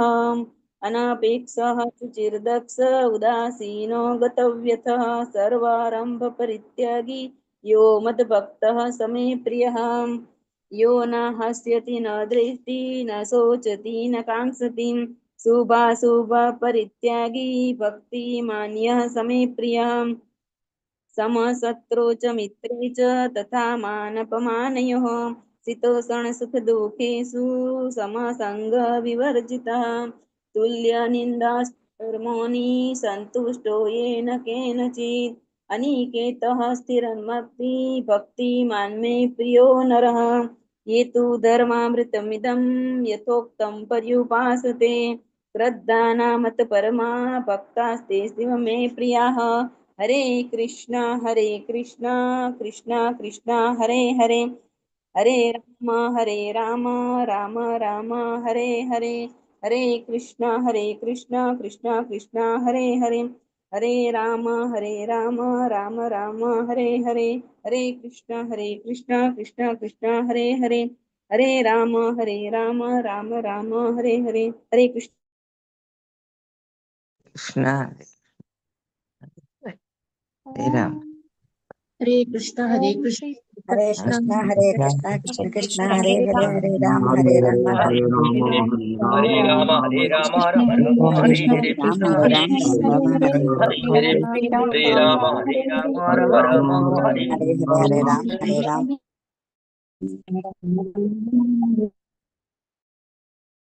यस माता जी।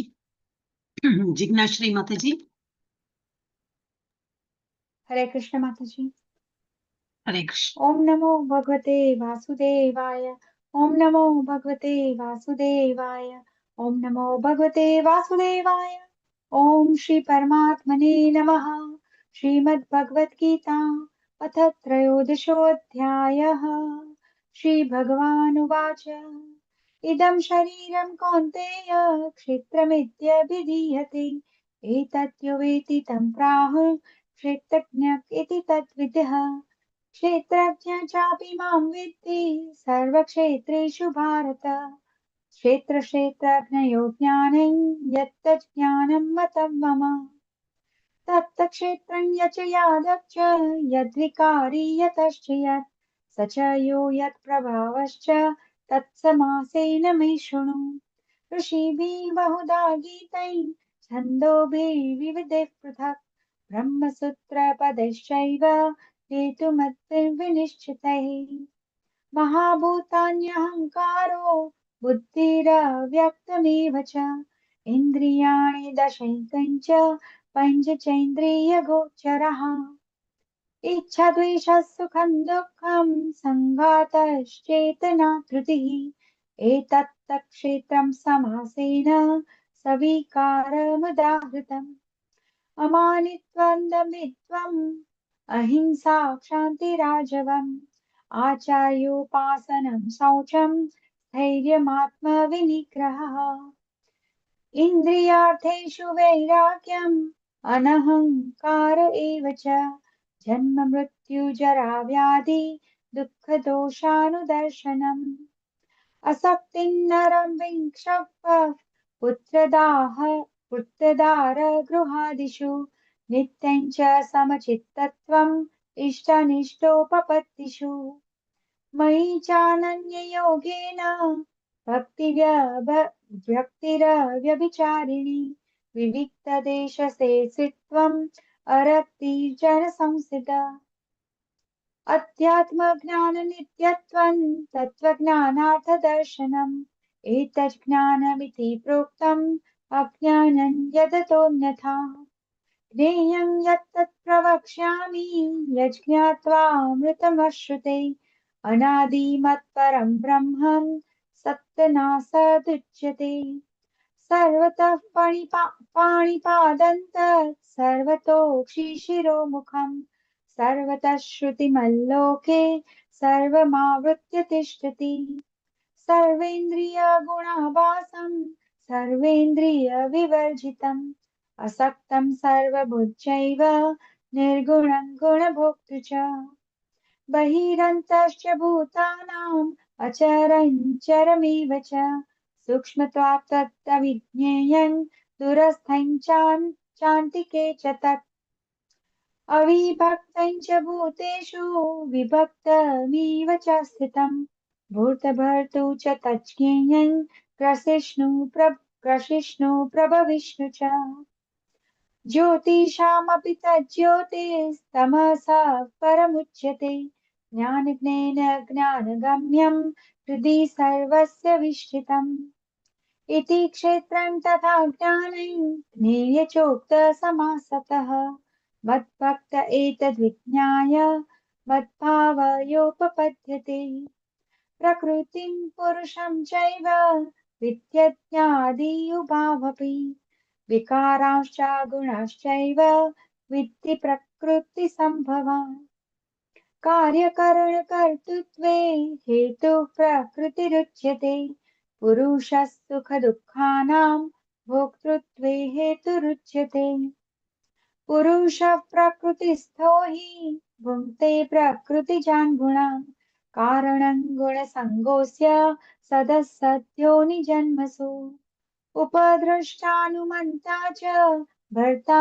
भोक्ता महेश्वरः परमात्मेति चाप्युक्तो देहेऽस्मिन् पुरुषः परः य एवं वेत्ति पुरुषं प्रकृतिं च गुणैः सह सर्वथा वर्तमानोऽपि न स भूयोऽभिजायते ध्यानेनात्मनि पश्यन्ति केचिदात्मानमात्मना अन्ये साङ्ख्येन योगेन कर्मयोगेन चापरे अन्ये त्वेवम् अजानन्तः श्रुत्वान्येभ्य उपासते तेऽपि चातितरन्त्यैव मृत्युं श्रुतिपरायणः यावत् सञ्जायते किञ्चित् सत्त्वं स्थावरजङ्गमम् क्षेत्रक्षेत्रज्ञयोगसंयोगात् तद्विद्धि भरतर्षभ समं सर्वेषु भूतेषु तिष्ठन्तं परमेश्वरं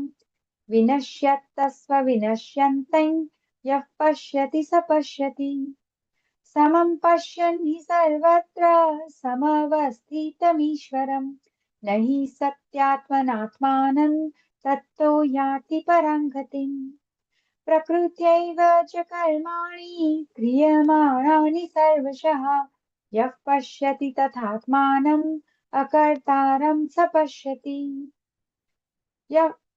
यदा भूतपृथग्भावम् एकस्थमनुपश्यति तत् एव च विस्तारं ब्रह्म सम्पद्यते तदा अनादित्वात् निर्गुणत्वात् परमात्मात्यमव्ययः शरीरस्थोऽपि कौन्तेय न करोति न लिप्यते यथा स्वर्गतं सौक्ष्म्यात् आकाशन्नोपलिप्यते सर्वत्रावस्थितो देहे तथात्मानोपलिप्यते यथा प्रकाशयत्येकः कृत्स्नं लोकमिमं रविः क्षेत्रज्ञक्षेत्री तथा कृत्स्नं प्रकाशयति भारत क्षेत्रक्षेत्रज्ञयोरेवम् अनन्तरं ज्ञानचक्षुषा भूतप्रकृतिमोक्षाञ्च ये पितुर्यान्ति ते परम् ॐ तत्सदिति श्रीमद्भगवद्गीतासु उपनिषत्सु ब्रह्मविद्यायां योगशास्त्रे श्रीकृष्णार्जुनसंवादे क्षेत्रक्षेत्रज्ञविभागयोगो नाम त्रयोदशोऽध्यायः ॐ श्रीकृष्णार्पणमस्तु श्रीकृष्णार्पणमस्तु हरे राम राम कृष्णा राम कृष्णा कृष्णा हरे हरे हरे कृष्ण कृष्ण हरे राम हरे राम हरे हरे कृष्ण राम हरे राम राम कृष्ण हरे हरे कृष्णा हरे कृष्णा कृष्ण हरे कृष्ण हरे राम हरे राम हरे राम राम हरे राम हरे कृष्ण हरे कृष्ण कृष्ण कृष्ण हरे हरे राम हरे हरे राम राम राम राम राम हरे राम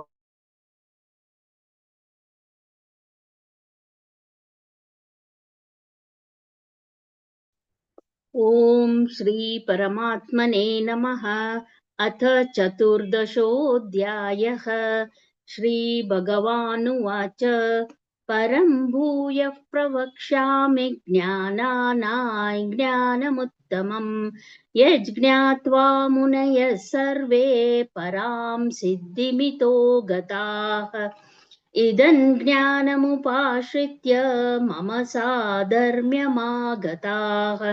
सर्गेऽपि नोपजायन्ते प्रलये न व्यतन्ति च मम यो निर्महद्ब्रह्म तस्मिन् गर्भं ददाम्यहम् सम्भवः सर्वभूतानां ततो भवति भारत सर्वयोनिषु कौन्तेय मूर्तयः सम्भवन्ति याः तासां ब्रह्म महद्योनिरहं बीजप्रदपिता सत्वं रजस्तम इति गुणाः प्रकृतिसम्भवाः निबध्नन्ति महाबाहो देहे देहिनमव्ययम् तत्र सत्त्वं निर्मलत्वात् प्रकाशकमयनामयम् सुखसङ्गेन बध्नाति ज्ञानसङ्गेन चानघ रजो रागात्मकं विद्धि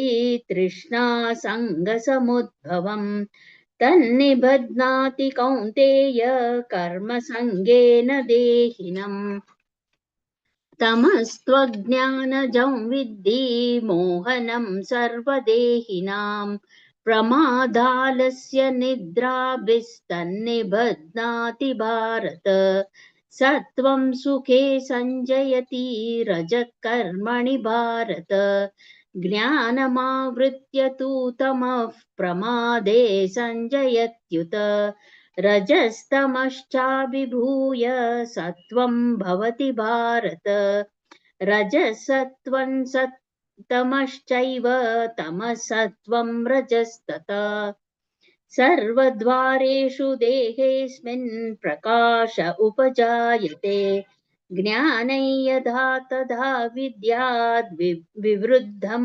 सत्वमित्युत लोभः प्रवृत्तिरारम्भः कर्मणामशमस्पृहा रजस्येतानि जायन्ते विवृद्धे भरतर्षभ अप्रकाशो प्रवृत्तिश्च प्रमादो मोह एव च तस्मस्तेतानि जायन्ते विवृद्धे कुरु नन्दन यदा सत्त्वे प्रवृद्धे तु प्रलयं याति देहभृत् तदोत्तमविधा लोकान् अमलान् प्रतिपद्यते रजसि प्रलयं गत्वा कर्मसङ्गिषु जायते तथा प्रलीनस्तमसि मूढयोनिषु जायते कर्मणः सुकृतस्याहुः सात्विकं निर्मलं फलं रजसस्तु फलं दुःखम्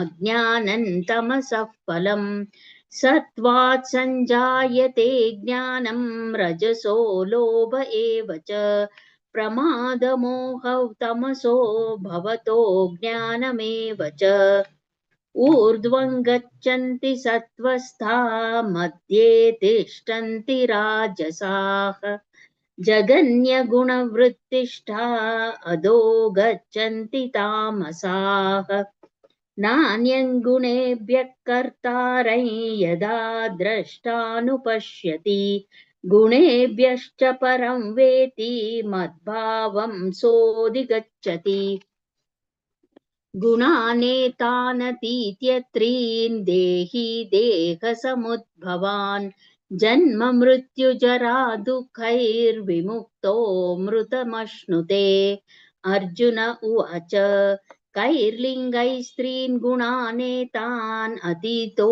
भवति प्रभो किम् आचारः कथं चैतां स्त्रीन् गुणानतिवर्तते श्रीभगवानुवाच प्रकाशं च प्रवृत्तिं च मोहमेव च पाण्डव न द्वेष्टि सम्प्रवृत्तानि न निवृत्तानि काङ्क्षति उदासीनवदासीनो गुणैर्यो न विचाल्यते गुणा वर्तन्त इत्येव योऽवतिष्ठति निगते समदुःखसुखस्वस्थः समलोष्टाक्ष्मकाञ्चनः तुल्यप्रिया प्रियो धीरस्तुल्यनिन्दात्मसंस्तुतिः मानापमानयोस्तुल्यस्तुल्यो मित्रारिपक्षयोः सर्वारम्भपरित्यागी गुणातीतः स उच्यते माञ्च यो व्यभिचारेण भक्तियोगेन सेवते स गुणान् समतीतैतान् ब्रह्मभूयाय कल्पते ब्राह्मणो हि प्रतिष्ठाहम् अमृतस्याव्ययस्य च शाश्वतस्य च धर्मस्य सुखस्यैकान्तिकस्य च ॐ तत्सदिति श्रीमद्भगवद्गीतासु उपनिषत्सु ब्रह्मविद्यायां योगशास्त्रे श्रीकृष्णार्जुनसंवादे गुणत्रयविभागयोगो नाम चतुर्दशोऽध्यायः ॐ हरे श्रीकृष्णार्पणमस्तु कृष्ण कृष्ण हरे हरे कृष्ण हरे हरे कृष्ण हरे कृष्ण राम कृष्ण हरे हरे हरे कृष्णा कृष्ण हरे कृष्ण कृष्णा हरे कृष्ण हरे कृष्णा राम हरे राम हरे हरे राम हरे हरे हरे हरे हरे राम राम हरे राम राम राम राम हरे राम हरे हरे हरे हरे हरे कृष्ण राम हरे राम कृष्ण राम हरे कृष्ण हरे कृष्ण हरे हरे हरे हरे राम हरे राम राम राम हरे हरे कृष्ण ॐ श्रीकृष्ण परमात्मने नमः अथ पञ्चदशोऽध्यायः पुरुषोत्तमयोगः श्रीभगवानुवाच ऊर्ध्वमूलमधः शाखम् अश्वत्थं प्राहुरव्ययम् छन्दांसि यस्य पर्णानि यस्तं वेद स वेदवित् अधश्चोध्वं प्रसृतास्तस्य शाखा गुणप्रवृद्धा विषयप्रबालाः अधश्च मूलान्यनुसन्ततानि कर्मानुबन्धीनि मनुष्यलोके न रूपमस्येह तदुपलभ्यते नान्तो न चादिर्न च सम्प्रतिष्ठा अश्वत्थमेनं सुविरूढमूलम् असङ्गशस्त्रेण दृढेन चित्वा ततः पदं तत्परिमार्गितव्यं यस्मिन् गता न निवर्तन्ति भूयः तमेव चाद्यं पुरुषं प्रपद्ये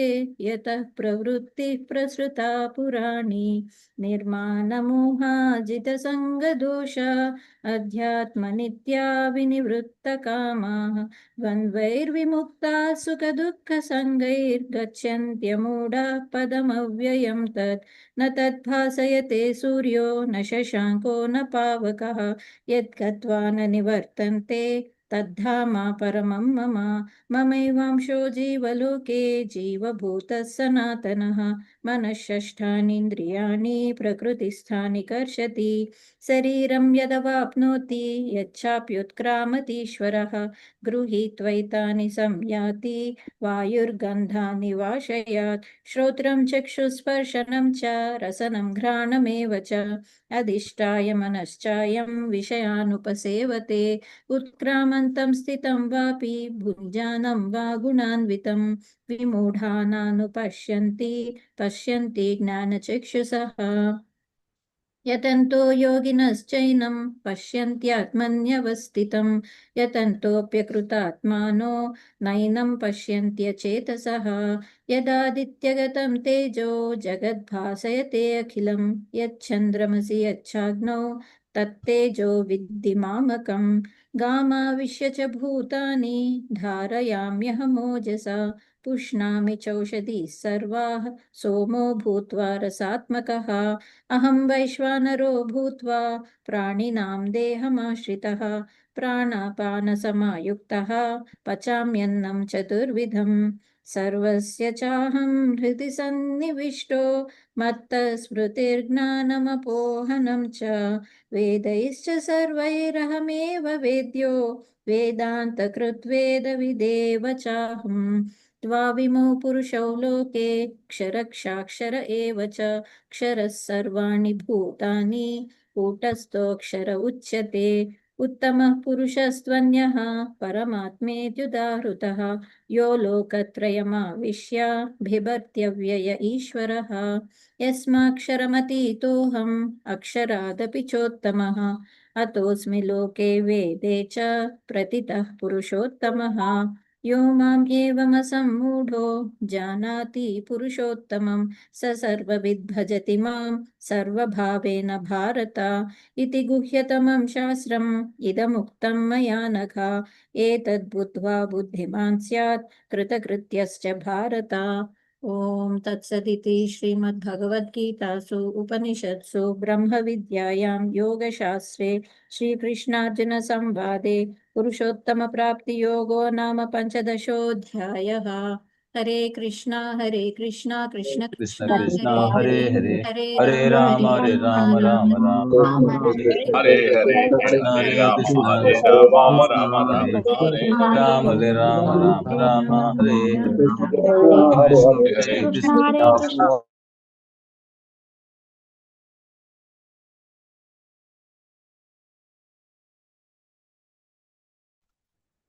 ओम श्री परमात्मने नमः। श्रीमद्भगवद्गीता अथ षोडशोऽध्यायः। श्रीभगवानुवाच अभयं सत्त्वसंशुद्धिर्ज्ञानयोगव्यवस्थितिः दानन्दमश्च यज्ञश्च स्वाध्यायस्तपःर्जवम् अहिंसा सत्यमक्रोधः त्यागः शान्तिरपैशुनम् दया भूतेष्वलो लुप्तं मार्दवं हीरचापलम् तेजः क्षमा धृतिः शौचम् अद्रोहो नातिमानिता भवन्ति सम्पदं दैवीम् अभिजातस्य भारत दम्भो दर्पोऽभिमानश्च क्रोधः पारुष्यमेव च अज्ञाने चाभिजातस्य पार्थसम्पदमासुरीम् दैवी सम्पद्विमोक्षाय निबन्धायासुरीमता मा शुचः सम्पदं दैवीम् अभिजातोऽसि पाण्डव द्वौ भूतसर्गो लोकेऽस्मिन् दैव आसुर एव च दैवो विस्तरशः प्रोक्त आसुरं पार्थ मे शृणु प्रवृत्तिं च निवृत्तिं च जनान विदुरासुराः न शौचन्नापि चाचारो न सत्यं तेषु विद्यते असत्यम् अप्रतिष्ठन्ते जगदाहुरनीश्वरम् अपरस्परसम्भूतं किमन्यत् कामहेतुकम् एतां दृष्टिम् अवष्टभ्य नष्टात्मानोऽल्पबुद्धया प्रभवन्ति उग्रकर्माणः क्षयाय जगतो हिताः काममाश्रित्य दुष्पूरं दम्भमानमदान्विताः मोहात् गृहीत्वा सद्ग्रहयान् प्रवर्तन्ते शुचिव्रताः चिन्तामपरिमेयाञ्च प्रलयान्तामुपाश्रिताः कामोपभोगपरमा एतावदिति निश्चिताः आशापाशशतैर्बद्धा कामक्रोधपरायणाः ईहन्ते कामभोगार्थम् अन्यायेनार्थसञ्चयान् इदम् अद्य मया लब्धम् इदं प्राप्स्ये मनोरथम् इदमस्ति इदमपि मे भविष्यति पुनर्धनम् असो मया हतः शस्त्रो हनिष्ये चापरानपि ईश्वरोऽहम् अहं भोगी सिद्धोऽहं बलवान् सुखी आढ्योऽभिजनवानस्मि कोऽन्योऽस्ति सदृशो मया यक्षे दास्यामि मोदिष्य इत्यज्ञानविमोहिताः अनेकचित्तविभ्रान्ता मोहजालसमावृताः प्रसक्ता कामभोगेषु पतन्ति नरकेषु च आत्मसम्भाविता स्तब्धा धनमानमदान्विताः यजन्ते नाम यज्ञस्ते दम्भेन विधिपूर्वकम् अहङ्कारं बलं दर्पं कामं क्रोधं च संश्रिताः मामात्मपरदेहेषु प्रद्विषन्तोऽभ्यसूयकाः तानहं द्विषतः क्रूरान् संसारेषु नराधम क्षिपाम्य अजृशम् अशुभान् आसुरीष्वेव योनिषु आसुरीं योनिमापन्ना मूढा जन्मनि जन्मनि मामप्राप्यैव कौन्तेय ततो यान्त्यधमां गतिम् त्रिविधं नरकस्येदं द्वारनाशनमात्मनः कामः क्रोधस्तथा लोभस्तस्मात् एतत्त्रयं त्यजेत् एतैर्विमुक्तः कौन्तेय तमोद्वारस्त्रिभिर्नरः आचरत्यात्मनः श्रेयस्ततो याति परां गतिम् यः शास्त्रविधिमुत्सृज्य वर्तते कामकारतः न स सिद्धिम् अवाप्नोति न सुखं न परां गतिम् तस्मात् शास्त्रं प्रमाणन्ते कार्याकार्यव्यवस्थितौ ज्ञात्वा शास्त्रविधानोक्तं कर्म कर्तुमिहर्हसि ओम तत्सदिति श्रीमद्भगवद्गीतासु उपनिषत्सु ब्रह्म विद्यायां योगशास्त्रे श्री कृष्णार्जुन संवादे देवासुर संपद विभाग योगो नाम षोडशोऽध्यायः हरि ओम हरे तत्सत् कृष्ण हरि ओम हरे तत्सत् कृष्ण हरि हरे ओम कृष्ण तत्सत् कृष्ण कृष्ण हरे कृष्ण हरे कृष्ण कृष्ण कृष्ण हरे हरे राम कृष्ण राम कृष्ण हरे राम राम राम राम हरे राम हरे हरे हरे हरे राम हरे हरे कृष्ण राम हरे राम कृष्ण राम हरे हरे हरे राम हरे राम हरे कृष्ण हरे राम हरे हरे राम राम राम राम हरे हरे हरे हरे हरे हरे राम हरे कृष्ण राम हरे कृष्ण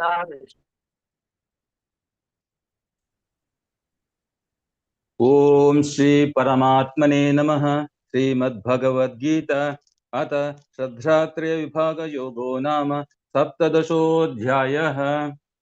अर्जुन उवाच ये शास्त्रविधिमुत्सृज्य यजन्ते श्रद्धयान्विताः तेषां निष्ठा तु का कृष्ण सत्त्वमाहोरजस्तमः। श्रीभगवानुवाच त्रिविधा भवति श्रद्धा देहिनां सा स्वभावजा सात्विकी राजसी चैव तामसी चेति तां शृणु। सत्त्वानुरूपा सर्वस्य श्रद्धा भवति भारत। श्रद्धामयोऽयं पुरुषो यो यच्छ्रद्धः स एव सः। यजन्ते सात्विका देवान् यक्षरक्षांसि राजसाः प्रेतान् भूतान् गणांश्चान्ये यजन्ते तामसा जनाः।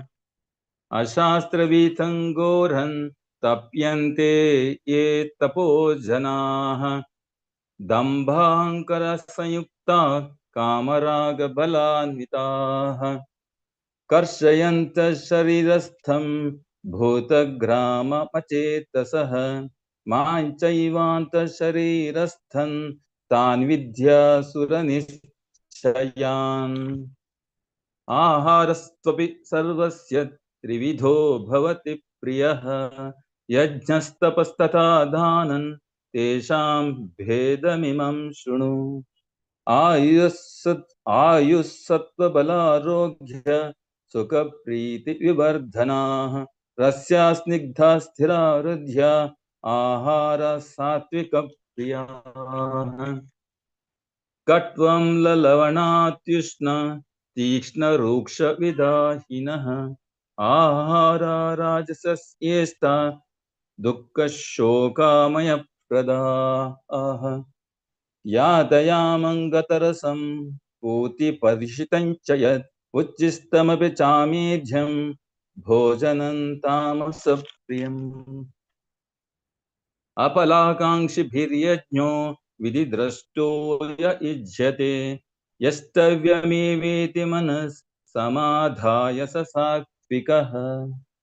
अभिसन्धाय तु फलं दम्भार्थमपि चैव यत् युज्यते भरतश्रेष्ठ तं यज्ञं विद्धि राजसम्।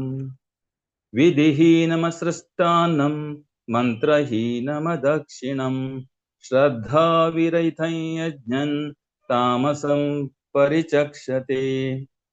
देवद्विजगुरुप्राज्ञा पूजनं शौचमार्जवम् ब्रह्मचर्यमहिंसा च शारीरं तप उच्यते।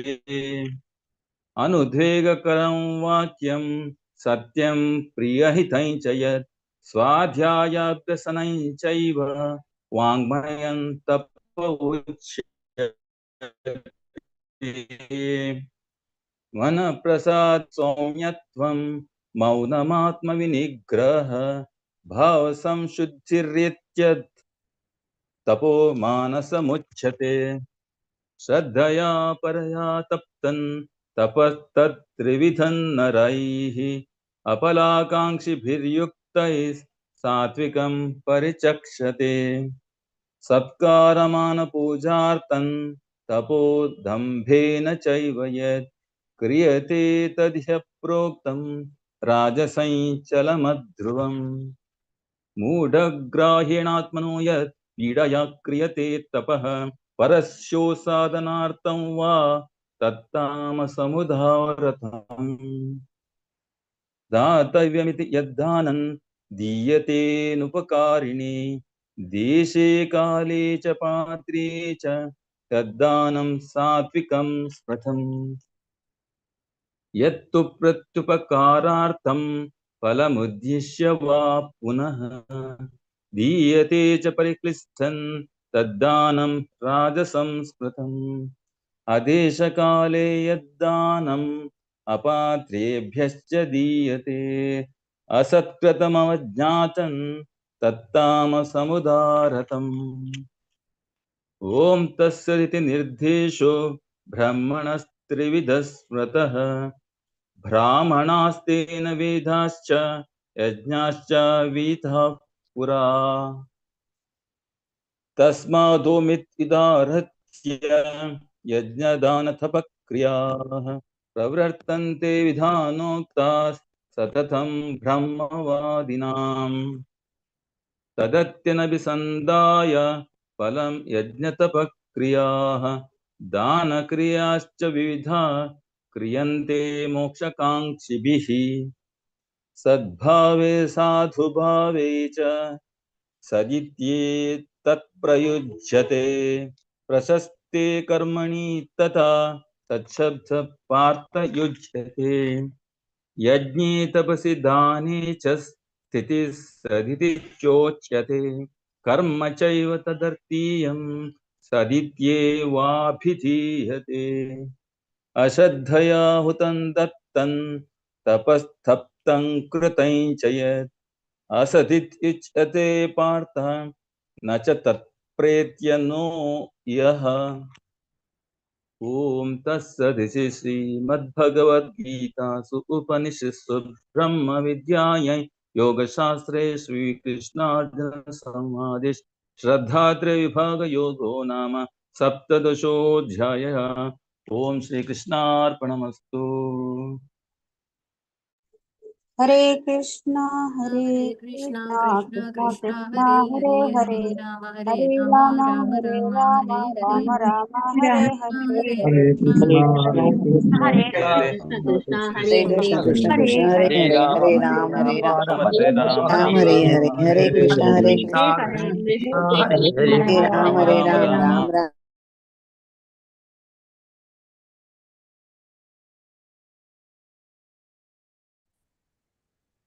हरे कृष्णा माता जी। हरे Krishna. Yes, Prabhuji, continue, Prabhuji. Okay माता। ओम श्री कृष्ण परब्रह्मणे नमः। श्रीमद्भगवद्गीताम् अथ अष्टादशोऽध्यायः मोक्षसंन्यासयोगः। अर्जुन उवाच संन्यासस्य महाबाहो तत्त्वमिच्छामि वेदितुं यागस्य च हृषीकेशां पृथक् केशिनिषूदनां। श्रीभगवानुवाच काम्यानां कर्मणां न्यासं संन्यासं कवयो विदुः सर्वकर्मफलत्यागं प्राहुस्त्यागं विचक्षणाम् त्याज्यं दोषवदित्येके कर्म प्राहुर्मनीषिणः यज्ञदानतपः कर्म न त्याज्यमिति चापरे निश्चयं शृणु मे तत्र त्यागे वरदत्तमां त्यागो हि पुरुषव्याघ्रां त्रिविधं प्रकीर्तितः यज्ञदानतपः कर्म न त्याज्यं कार्यमेव तत् यज्ञोदानं तपश्चैव पावनानि मनीषिणाम् एतान्यपि कर्माणि संगं त्यक्त्वा फलानि च कर्तव्यानीति मे पार्थां निश्चितं मतमुत्तमम्। नियतस्य तु संन्यासः कर्मणो नोपपद्यते मोहत्तस्य परित्यागः तामस परिकीर्तितः दुःखमित्येव यत्कर्म कायक्लेशभयत्यजेत् सकृत्वा राजसं त्यागं नैव त्यागफलं लभेत् कार्यमित्येव यत्कर्म नियतं क्रियतेऽर्जुन संगं त्यक्त्वा फलं चैव सत्यागः सात्विको मतः न द्वेष्ट्य कुशलं कर्म कुशलेनानुसज्यते त्यागी सत्त्वसमाविष्टो मेधावी छिन्न संशयः न हि देहभृता शक्यं त्यक्तुं कर्मण्यशेषतः यस्तु कर्मफलत्यागी सत्यागीत्यभिधीयते अनिष्टमिष्टं मिश्रं च त्रिविधं कर्मणः फलं भवत्यत्यागीनां प्रेत्यां न तु सन्न्यासिनां क्वचित् पंचैतानि महाबाहो कारणानि निबोध मे सांख्ये कृतान्ते प्रोक्तानि सिद्धये सर्वकर्मणाम् अधिष्ठानं तथा कर्तां करणं च पृथग्विधं विविधाश्च पृथक्चेष्टां दैवं चैवात्र पञ्चमं शरीरवान् मनोभिर्यत् कर्म प्रारभते नरः न्यायं वा विपरीतं वा पञ्चेते तस्य हेतवः तत्रैवं सति कर्तारम् आत्मानं केवलं द्वयः पश्यत्यकृतबुद्धित्वात् न स पश्यति दुर्मतिः यस्य नाहङ्कृतो भावो बुद्धिरस्य न लिप्यते हत्वापि सैमान् लोकान् न हन्ति न निबध्यते ज्ञानं ज्ञेयं परिज्ञातां त्रिविधा कर्म चोदनां करणं कर्म कर्तेति त्रिविधः कर्म संग्रहः ज्ञानं कर्म च कर्ता च त्रिदैवा गुणभेदतः प्रोच्यते गुणसाङ्ख्याने यदा वच्छृणुतान्यपि सर्वभूतेषु येनैकं भावमव्ययभीक्षते अविभक्तं विभक्तेषु तज्ज्ञानं विद्धि सात्विकम् पृथक्त्वेन तु यज्ञानं नानाभावान् पृथग्विधान् वेत्ति सर्वेषु भूतेषु तज्ज्ञानं विद्धि राजसम् यत्तु कृष्णपदे कस्मिन् कार्ये ममैतुकम् कार्ये सक्ते महैतुकम् अतत्त्वार्थवदल्पं च तत्तामसमुदाहृतं नियतं संगरहितम् अरागद्वेषतः कृतम् अफलप्रेप्सुना कर्म यत्तत् सात्विकमुच्यते यत्तु कामे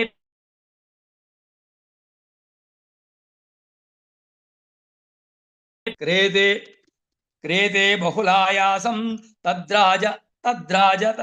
तद्राजसमुदाहृतम् अनुबन्धं क्षयं हिंसाम् अनपेक्ष च पौरुषं मोहदारभ्यते कर्म यत्ततामसमुच्यते मुक्तसङ्गो नहंवादी धृत्युत्साह समन्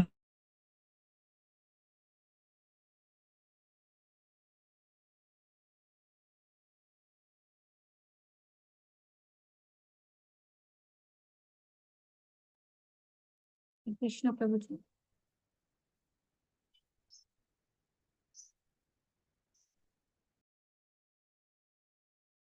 Hare Krishna. Backup, please take up. हरे कृष्ण Mataji. हरे कृष्ण माताजी। Yes. यत्तु कामेप्सुना कर्म साहंकारेण वा पुनः क्रियते बहुलायासं तद्राजसमुदाहृतम् अनुबन्धं क्षयं हिंसाम् अनपेक्ष च पौरुषं मोहादारभ्यते कर्म यत्तत्तामसमुच्यते मुक्तसङ्गो अनहंवादी धृत्युत्साहसमन्वितः सिद्ध्यसिद्ध्यो Join. Prabhuji has joined. You can give it. प्रभु जी अनम्यूट।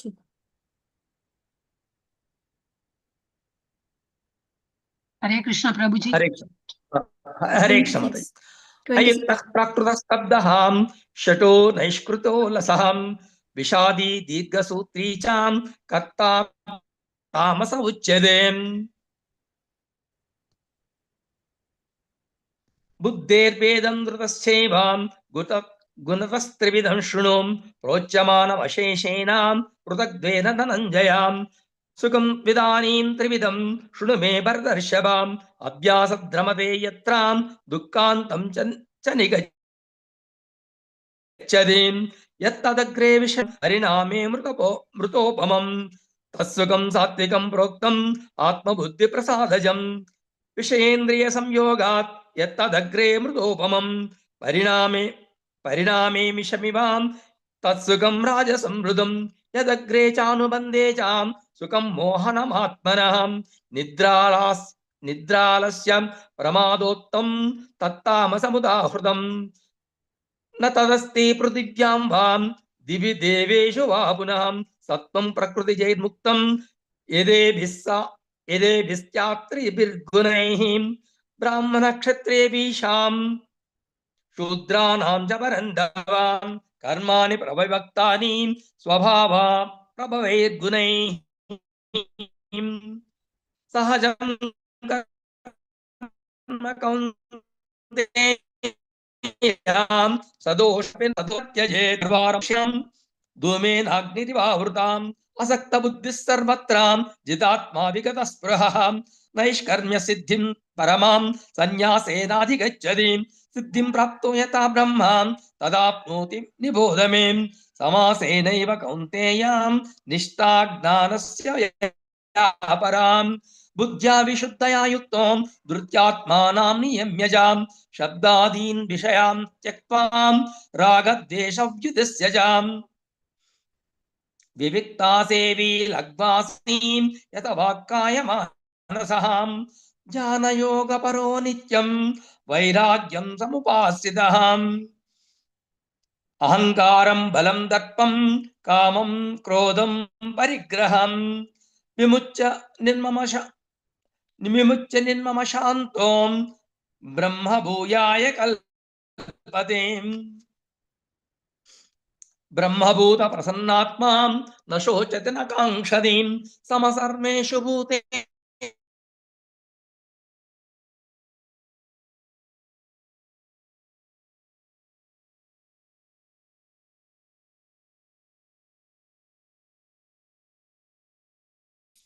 सर्वकर्मण्यापि सदां कुर्वाणो मद्व्यपाश्रयः मत्प्रसादादवाप्नोति शाश्वतं पदमव्ययं चेतसा सर्वकर्माणि मयि सन्न्यस्य मत्परः बुद्धियोगमुपाश्रित्य मच्चित्त सततं भवां मच्चित्त सर्वदुर्गानि मत्प्रसादात् तरिष्यसि अत चेत्त्वाम् अहङ्कारान् न श्रोष्यसि विनङ्क्षसि यदहङ्कारमाश्रित्य न योश्चेति मन्यसे मिथ्येष व्यवसायोस्ते प्रकृतिस्त्वां नियोक्ष्यति स्वभावजेन कौन्तेयां निबद्धस्वेन कर्मणां कर्तुं नेच्छसि यन्मोहात् करिष्यश्ववशोऽपि तत् ईश्वर सर्वभूतानां हृद्देशेऽर्जुन तिष्ठति भ्रामयान् सर्वभूतानि यन्त्रारूढानि माययां तमेव शरणं गच्छ सर्वभावेन भारत तत्प्रसादात् परां शान्तिं स्थानं प्राप्स्यसि शाश्वतम् इति ते ज्ञानमख्यातं गुह्यतरं मयां विमृशयित दशेशेन यथेच्छसि तथा गुरुं सर्वगुह्यतमं भूयः शृणु मे परमं वजाम् इष्टोऽसि मे दृढमिति ततो वक्ष्यामि ते हितं मन्मना भाव मद्भक्तो मद्याजिमां नमस्कुरु मामे वैश्यसि सत्यन्ते प्रतिजाने प्रियोऽसि मे सर्वधर्मान् परित्यज्य मामेकं शरणं व्रजाम् सर्वधर्मान् परित्यज्य मामेकं शरणं व्रजाम् अहं त्वा सर्वपापेभ्यो मोक्षयिष्यामि मा शुचाम् इदं तेन तपस्कायां न भक्ताय कदाचन न चाशुश्रूषमे वाच्यं न च मां योऽभ्यसूयति या इमं परमं गुह्यं मद्भक्तेष्वभिधास्यति भक्तिं मयि परां कृत्वा मामे वैश्यत्य संशयः न च तस्मनुष्येषु कस्मिन् मे प्रियकृत्तमां भविता न च मे तस्मान् अन्यः प्रियतुरुः भुवि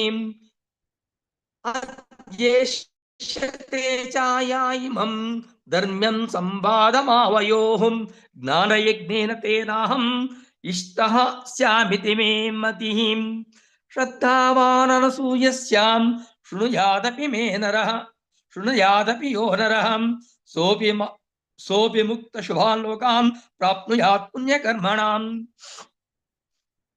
कच्चिदेताच्छ्रुतं पार्थां त्वैकाग्रेण चेतसां कच्चिदज्ञानसम्मोहः प्रणष्टस्ते धनञ्जयाम् अर्जुन उवाचां नष्टो मोहस्मृतिर्लब्धां तत्प्रसादान् मयाच्युतां स्थितोऽस्मि गतसन्देहः करिष्ये वचनं तवाम् इत्याहं संजय उवाचाम् इत्याहं वासुदेवस्यां पार्थस्य च महात्मनः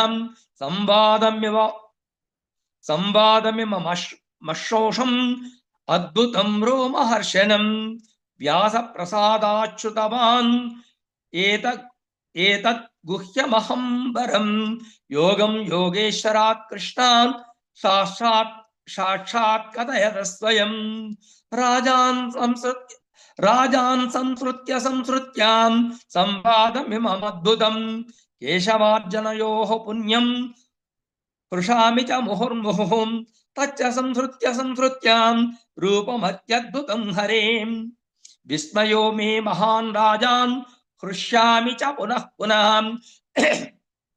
यत्र योगेश्वरः कृष्णो यत्र पार्थोदनुद्धरः तत्र श्रीर्विजयो भूतिं ध्रुवानीतिर्मतिर्मम यत्र योगेश्वरः कृष्णो यत्र पार्थोदनुद्धरः तत्र श्रीर्विजयो भूतिं ध्रुवानीतिर्मतिर्मम यत्र योगेश्वरः कृष्णो यत्र पार्थोदनुद्धरः तत्र श्रीर्विजयो भूतिः ध्रुवानीतिर्मतिर्मम ओम तत्सद इति श्रीमद्भगवद्गीतासु उपनिषत्सु ब्रह्मविद्यायां योगशास्त्रे श्रीकृष्णार्जुन संवादे मोक्षसंन्यासयोगो नाम अष्टादशोऽध्यायः। हरे कृष्णा हरे कृष्ण कृष्ण कृष्ण हरे हरे हरे हरे हरे हरे राम हरे राम कृष्णा राम कृष्ण हरे कृष्ण हरे हरे हरे कृष्ण कृष्ण हरे हरे हरे कृष्ण राम राम राम हरे हरे हरे हरे हरे हरे हरे राम हरे राम हरे कृष्णा राम राम राम राम राम हरे हरे हरे राम हरे हरे राम हरे राम राम हरे हरे हरे राम हरे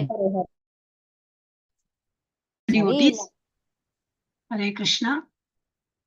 Yeah, thank you all so much for wonderful participation. And I heard some people are waiting. They have already applied and they are not got selected. So don't worry about that. We will see to it again. We'll talk to the temple authorities also. You please continue, applying for it. There are many devotees who are applying, and if you get a chance, just think thankful to the Lord that you got a chance to recite. Okay. So next Ekadashi, you all can try. And even for Seva, for all the Seva, whatever we are doing, if anybody is interested, you may contact us. Hare Krishna. What else, Mataji? That message what I put in the chat, there are 2 days, there is Guru Sevas going on. If anybody is interested in visiting our temples, can go and do Seva there. It is on. I mean, you can fill that form. Guru Seva, t.ly/Guru Seva. You can fill that form and you may attend those 2 days in the temple. Your everything will be free only. Serving prasadam, organized. All the Seva, you'll get a chance to serve the devotees there. Okay, Hare Krishna. Anything else, Mataji? Not Mataji, that's it. We'll chant. Okay. Okay, We'll we'll all chant unmute. 3 times. We'll unmute everyone and we'll chant Hare Krishna Mahamantra 3 times. Hare Krishna. Hare Krishna Hare हरे कृष्णा हरे Krishna Hare Krishna Krishna Krishna Krishna Hare Hare Hare Ram Rama Ram Hare Rama हरे Rama हरे Rama Hare Hare Rama, Rama Rama, Hare Hare. हरे Krishna Hare Krishna Hare Krishna Krishna, Hare Rama Hare Rama Krishna, Rama Hare Hare. हरे Ram Ram Ram Hare हरे Rama, Rama Rama, Hare Hare. Hare Rama Hare Rama Krishna Rama हरे Rama हरे Hare Hare हरे Ram Hare Ram Rama, Ram Krishna Krishna हरे Hare हरे Hare Hare Rama Rama Rama Hare Hare So Mataji, Hare Krishna. Much again, once again, and do attend all the Ekadashi recitation and all the this Ekadashi. And there is a Annadana and all that sevas are also there. Anybody wants to, do some donation and all, you can do it on Ekadashi day, which is very auspicious day. Okay. Mataji, Hare Krishna. Can you tell about the blissful class also, Mataji, for the Kirtan? Yeah, blissful class also. Yeah, we have a bhajan class, blissful bhajan class for adults as well as for children also. So from Monday to Friday, we have for bhajan class for adults in the morning 10 o'clock. So whoever is interested, you want me to put you have anybody has the link ready, Mataji? Otherwise, I'll have to Divya Mataji, Hare Krishna. We'll share, Mataji. Thank you, Mataji. sharing. Okay, fine. Yeah, share. So we'll share the link also to join the bhajan class. Please do join. So this is also one of the devotional services. Not only reading Bhagavad Gita, also Bhagavad Gita is also taught there how to recite and all. And other than Bhagavad Gita shlokas, there are many other shlokas we learn. Bhagavatam also and many other shlokas. And we also get to learn bhajans and Vaishnava bhajans, Krishna bhajans and all. Do come and enjoy that. It's all a free course. Kindly join.